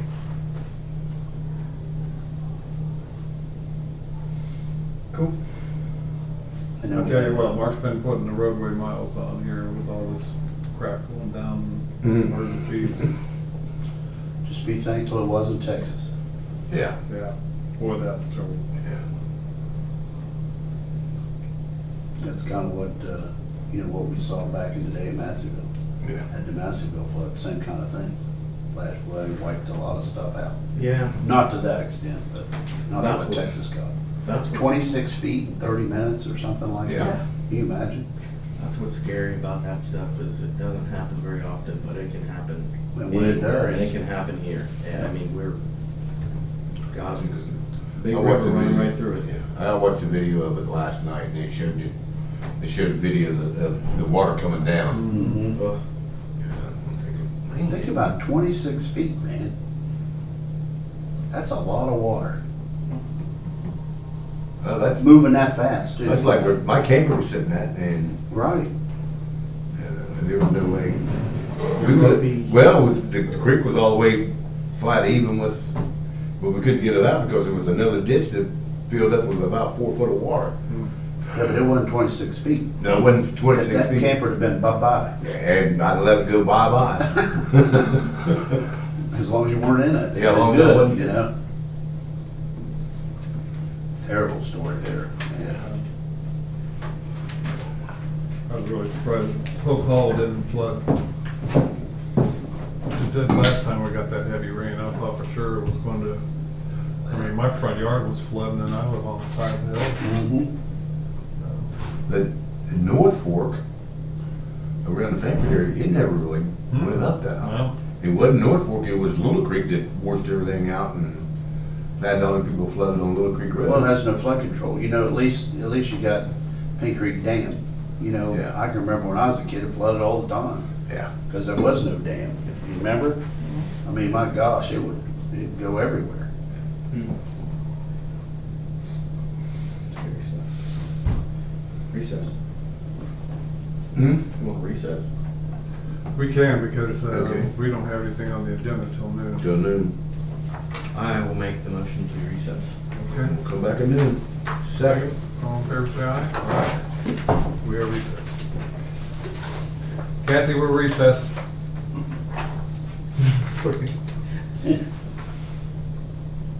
Recess.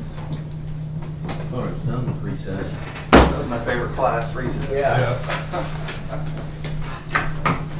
It's my favorite class now. Won your heat and got third? Yeah. Went to Lawrenceburg, Indiana, and there were some of the best cars in the whole United States. We were running for 5,000 to win. Mm-hmm. And I made the show, so I was happy. Yeah. Kind of rusty. Yeah. I'm an old man compared to those guys. Or recess. Kathy. Oh, you are? Yeah, if you want to shut the cameras down. Well, whatever you got on you.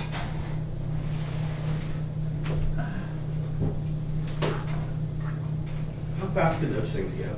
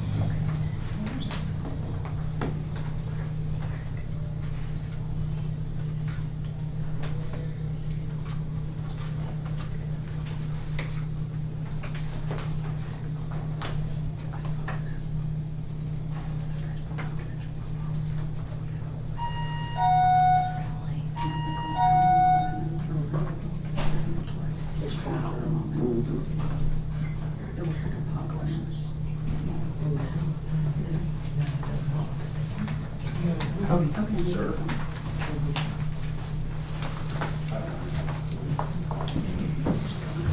Young, good to see you.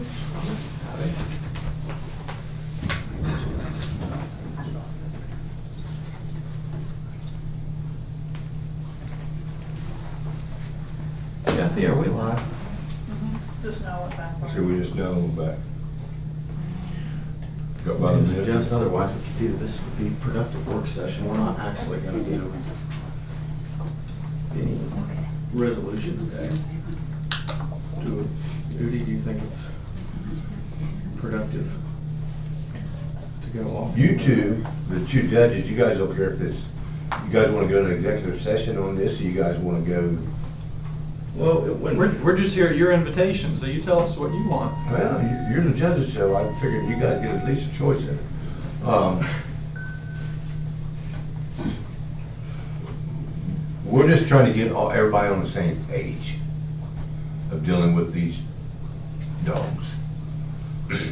Because if the dog wardens get a dog and the guy is charged with dog at large or not having tags or anything, the dog is then taken to Humane Society, it's held.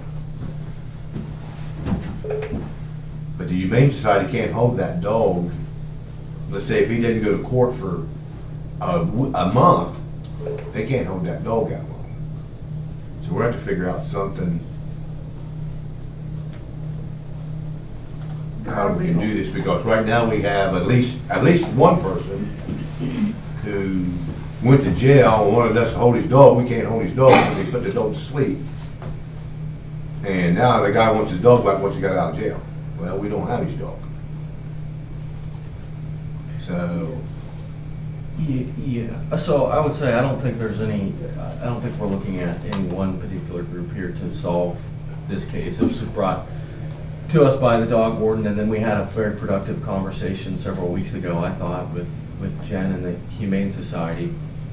And her suggestion was, and I don't want to paraphrase for you, Jen, but creating some form of protocol that would allow the game or the dog warden and the Humane Society to have a clear direction on when they need to hold an animal and when they wouldn't. And maybe that, rather than me paraphrasing. There already is a protocol, they're just not following it.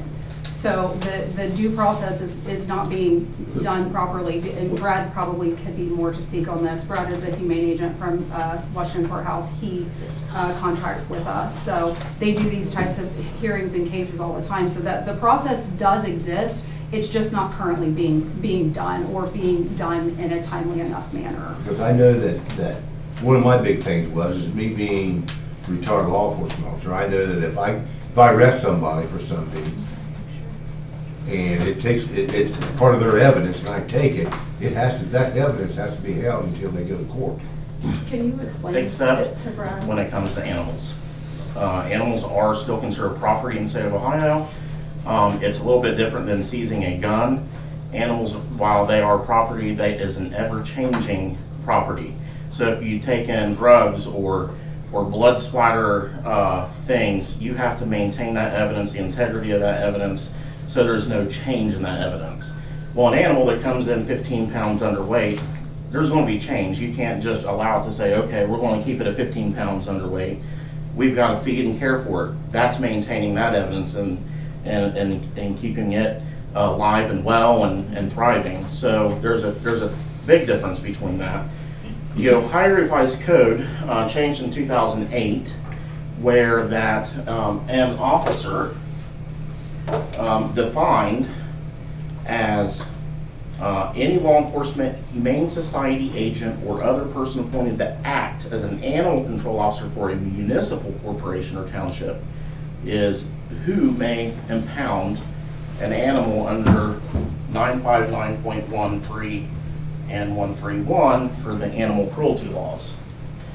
And then the state law goes into providing guidance on what to do after the animal has been seized.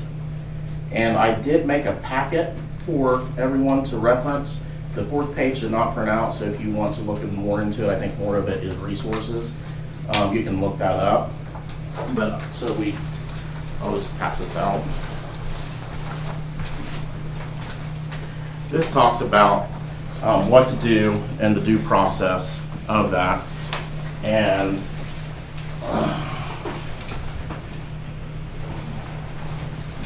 I read part of that. so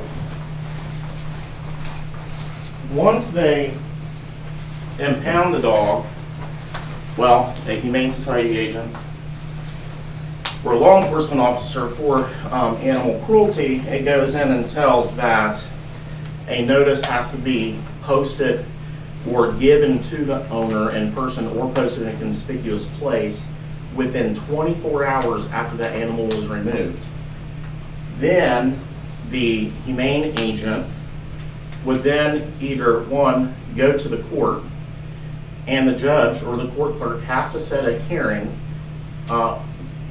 schedule a hearing within 10 days for probable cause. At that date, the judge may determine whether there was actual probable cause to seize that animal or not. If the judge finds probable cause that the animal was seized in accordance with 959.13 and 131, then the judge would then issue a care bond where the owner has to pay for a minimum of 30 days, actually it's just 30 days, the care of those animals while the impounding agency, which would be the Humane Society, has that animal. And that is, on average in Ohio, it seems like most are charging $15 per animal per day. Usually judges give 7 to 10 days for that bond to be paid to the court for the care, which can then be withdrawn by the impounding agency. If the owner is unable to pay that care bond, the judge then may forfeit the animal into the care and custody of the impounding agency. So we are providing the person that's being accused of the crime with due process, because now they get heard, or they get a chance to be heard in court. And then plus it also eliminates where animals are held for 6 months or 2 years at a time. Now, that can happen if they pay the cash bond, but it has to be revisited every 30 days. That cash bond is only good for 30 days. So if we got pre-trial conferences coming up and other trials coming up in 45, 60, 90 days and so on, there has to be a new bond hearing every 30 days to renew those care fees. And they have to be paid to the court. And that is giving the person due process. This is mandatory, it's not an option. Let's see here. Also, as a definition, officer means any law enforcement, Humane Society agent, or other person appointed to act as an animal control officer. It does not define dog wardens in this. So dog wardens would not be approved to seize animals under this law. And dog wardens can only, unless they are duly appointed as a humane agent and have completed the basic humane certifications, cannot charge anyone for animal cruelty unless it's directly through a prosecutor as a civil, where they meet and present the case, and then the prosecutor decides then if it's a case, and they would sign the charges. Now, in the Ohio Revised Code, the state gives the dog wardens certain authority, and that is specifically to enforce chapters 95501 to 95527, 95550 to 95553. Animal cruelty laws are under 959. The state does not give a dog warden the authority to enforce anything outside of that. But there is a confusing section, because the state says if a dog warden has reason to believe that a dog is being treated inhumanely on the premises, and only on the premises of the owner, keeper, or harbor, the warden shall apply to the Court of Common Pleas for the county in which the premises are located for an order to enter the premises, and if necessary, seize the dog. If the court finds probable cause to believe that dog is being treated inhumanely, it shall issue such an order. But those steps are first taken before that can happen. But what the Ohio law doesn't do, because this was created, I think, in 1953, is it doesn't say what to do after that, after the dog is seized. So then, you know, that's probably when the dog warden would want to contact and have meet with a prosecutor and present evidence, and then let the prosecutor take it from there.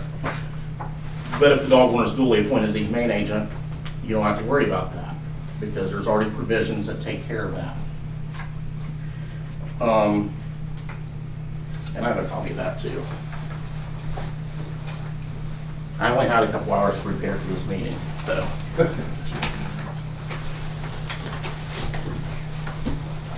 Yes, and I acknowledge that as well. We, in our last meeting, I think you were here, Jen and team, we committed that we would be having these conversations to include you. I don't know what oversight happened in which you all were not invited to that meeting, but I'm glad that you could be here today with short notice. Good work out. Look, I think our main goal here is just, you all have articulated a problem, and there needs to be a solution for it. We can't find that resolution or that solution just the three of us here or among the dog warden. That's why we've brought Judge Washburn and Judge Street here to weigh in and to participate in this conversation. I think perhaps this may be a kickoff, given the fact that you all have had limited time to prepare, and I'm not sure, you know, the context or thoughts that you all might have related to this as well. But I think this is the point for us is to start a conversation here to see what our options may be, and start to plan a course for next steps. May I just add one more thing? Something, it goes along with the notice of the seizure of hearing.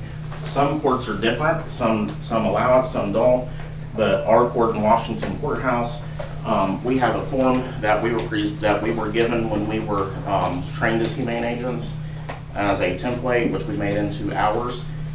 Now our court allows us to post a copy of this, well, which you have to do it anyway, but actually post a copy with a court date, whether there's a defendant or not, and it gives that, and we just set the court date ourselves. So then someone must be there, whoever's claiming to be the owner of that dog at the court hearing.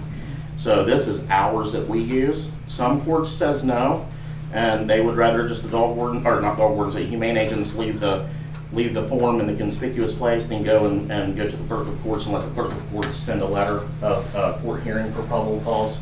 But this is what we have, and this is what our judge approved when he was there. When I became aware of all this, we actually had a meeting with our judge, so we could be all on the same page with everything.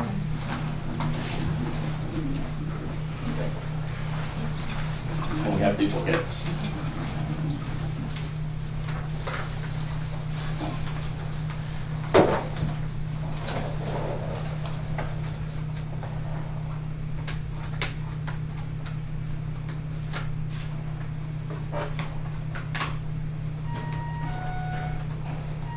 I think our ask, once again, is that they are using the tools that are available to ensure that we are not required to hold dogs for 6 months, because once again, if that happens, we are going to have to talk about our contract, and the county is going to have to find another place to house those dogs that they're asking us to hold super long term. I don't think that we're going to get to that point, but we physically and financially do not have the ability to hold on to 30 dogs for 6 months. Like that doesn't make any sense at all. It's not make sense for the dogs. It doesn't make sense for us. It doesn't make sense for you guys either. So I think we can get to where we need to go, but we need to start figuring out when those steps need to start happening. And that's why 959.132, impounding animals, that is to eliminate that, is having them for a long time. As far as dogs being picked up for dog running at large, the law is very clear in that. I mean, 72 hours and the whole thing, it's not one with a probable cause hearing, and those are minor misdemeanor Yeah. situations. These are misdemeanors and felonies. These are just for the seized dogs or the cruelty case dogs. Yeah. We did already pay for 2 of your employees to go through the humane agent training. It was Yeah. about $800, which we're happy to do. That's scheduled in September. I don't know when the next available date is for them to go, but I think it will be immensely helpful to them and to this whole process for them to go through that. So we were really happy that we were able to help with that part of it. Which will then make them legal, duly appointed humane agents where they can enforce I got a 959.1. question. So if we're not doing it legally, do we stop removing animals today Juanita's the only one that's certified as a humane agent. and just pick up strays? Because I've been doing it for 11 years, then when I enter a home, I go through Judge Ader, which is what I was told to do.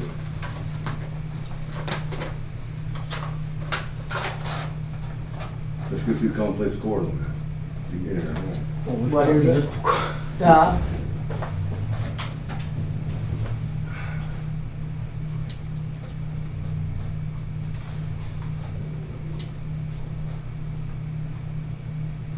You still gotta continue your job, what you're supposed to be doing as a dog warden, Okay, assistant dog warden.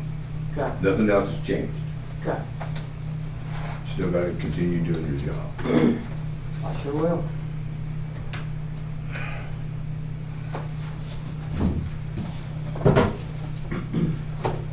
Now, the only thing we have to figure out is what we are going to do with them once we Yeah. get them. Because if you end up arresting some guy, or the guy comes in with a dog at large and no tags, or whatever, he ends up going to jail. Yeah. We had the one that had the dogs in the back of the U-Haul, whatever. Yep. You know, the dogs were put down. Mhm. So Well, we've now had the to guy wants his remove, dogs back. Well, we can't give him his dog back. right, and we've had to remove up to 60-some dogs at one time, which the Humane Society has brought their van and helped do so. They found But phosphorus that's a in lot of places. dogs. Yeah, this is not To us hold against, for this is not us months. against them by Oh, no. any means. Yeah, I know don't- that, but I'm just, we need to get on the same page. That's the problem with it. And like I said, me being a retired law enforcement agency, I know that if I take something as evidence, it goes to the evidence room and does not get released anywhere. And I've felt the same way. If you take a dog and that dog is part of the evidence, you can't get rid of that dog until the court case is over with. But you can, because Except the state there's law. there's a law that prevents that from happening. That's what we're asking you to Yeah. do, is to have those hearings so that we don't have to do that. That's part of the law. And it's not really. In an other option, words, it's the been- judges, and I I know can't these guys have- are busy, you guys are extremely busy, Mhm. to have time to sign off on the hearing. I mean, are they gonna have time to do that in 10 days? I know they're extremely I mean, busy. They don't sign off on We it. don't do it. You But, gotta, you but gotta here, file I'm saying something. when you take it to You the gotta file judge. something. You gotta file something in our court. That's what I'm saying. I mean, it's never, you guys have never There. filed any of these things in our court. No. But probably you didn't know to do it. Mm-mm. So we have never seen this issue come to the municipal court. But if it does, we'll deal with it. Mhm. So that's, But somebody's got, we don't start the ball rolling. No. That's the Judges first don't step. start the ball rolling. This hearing is the first step. Would this The come lien- up in the arraignment? Because when we go out, say I cite somebody, whether it's for animal cruelty, dog This at is large, gonna or be whatever. completely separate from the criminal case, Yes. I think. This is Okay. a civil hearing. It's so- not Okay. matter. Yeah. Yeah, it's a different thing. Okay. Only on animal cruelty. So Are you my willing to suggestion, help and them? I don't really know much about it at this point, but when you get your people trained, after they've gone through their training, Mhm. come see us and we'll sit down and talk about it and talk about the forms that might be used Okay. and how you can file those things, but we can't do anything with the case until something actually gets filed there. So, Are you willing to help them, not right now, but are you willing to Yeah. share your stuff that you have with them? Yes. Okay. I have So another that's gonna be question. our first step. While we have the judges here, I would like to know if there's any way we can raise the fine from $25, please. well, again, that's a judicial function. That's We it. get to decide what the sentence is in a case. Mhm. And so the statute for dog, if you're talking about dog at large, Mhm. favorite tag says that the fine is anywhere from $25 to $100. Mhm. That's our choice to choose it. Okay. I'd like to stay focused here on the problem we're trying to solve. It sounds like, and this was, thank you for your comments, Judge Street, because I think it sounds like now we know the ball remains in our court collectively. Paperwork needs to be filed to the appropriate court, whether that be the Court of Common Pleas or to the municipal court in this case. And I think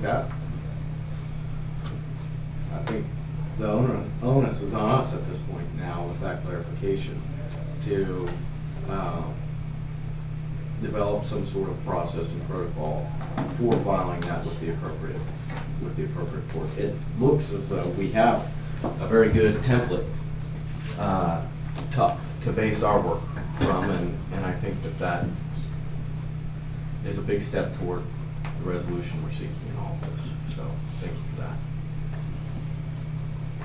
Another suggestion I would have for you is go see the law director and discuss all this with them, because I presume that they're the ones who are going to represent you at a hearing in our court if something gets filed, so they ought to know what's going on and have approved all the forms that are taking place. So you probably, once you get trained, want to sit down with the law director, and then the law director can come over to the court and we can talk about some of those things.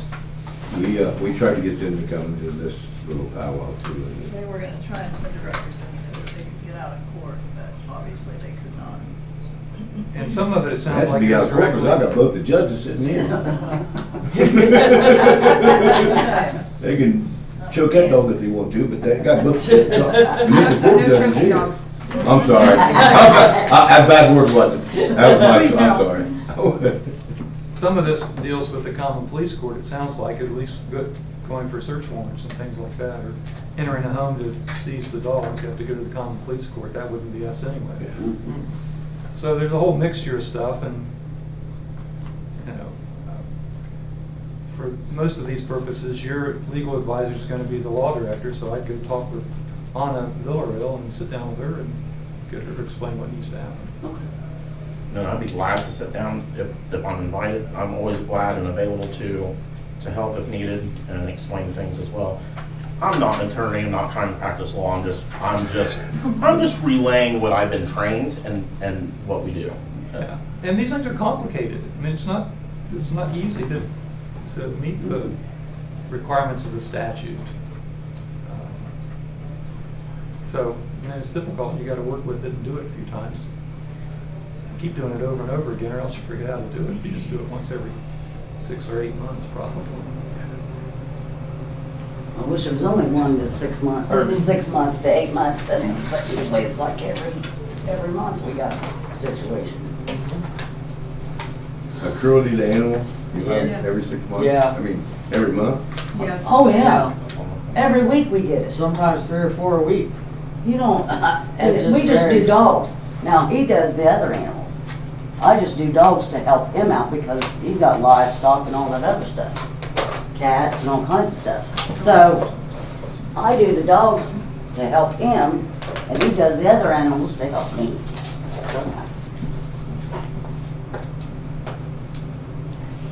Yeah, we got that part worked out, maybe. We do. We had a law director's office over here, but they're too busy because they were scheduled to go to court. We had a meeting this morning, she didn't. You've gone over there and talked to him. And we'll blame it on somebody else. As far as I'm concerned, I think we have what we need from you all. Thank you for your thoughts on this, Judge Street, and I appreciate your time in spending it with us to engage in this conversation. I think the next steps that we have are within the Humane Society and the dog warden, ensure we're on the same page, and then have a loop back with both the prosecuting attorney for the county and the appropriate law, the law director. Can we please have more than a 2-hour notice next time? You wouldn't do anything watching the building get built out there. Stand out in the grass.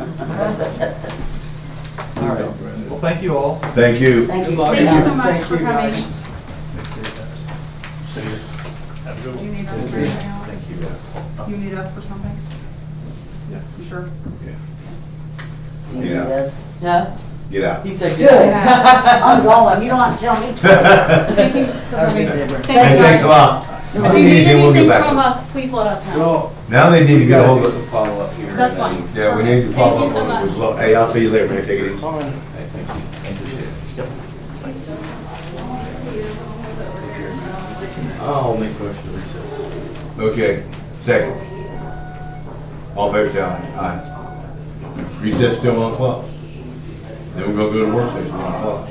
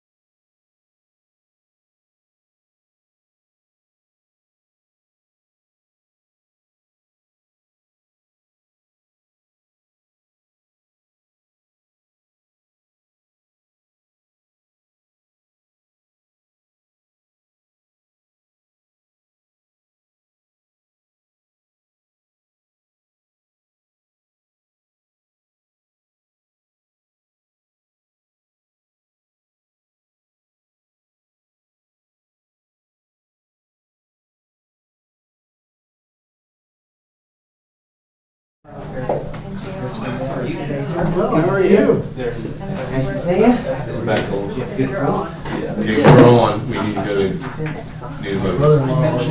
Need to go to executive session. Whenever you're ready. I will make the motion. David makes this motion, and we'll go to executive session, and it is 12:58 p.m. I'll second. We'll go to executive session, and we will not, we will not come back on the air tomorrow for further business.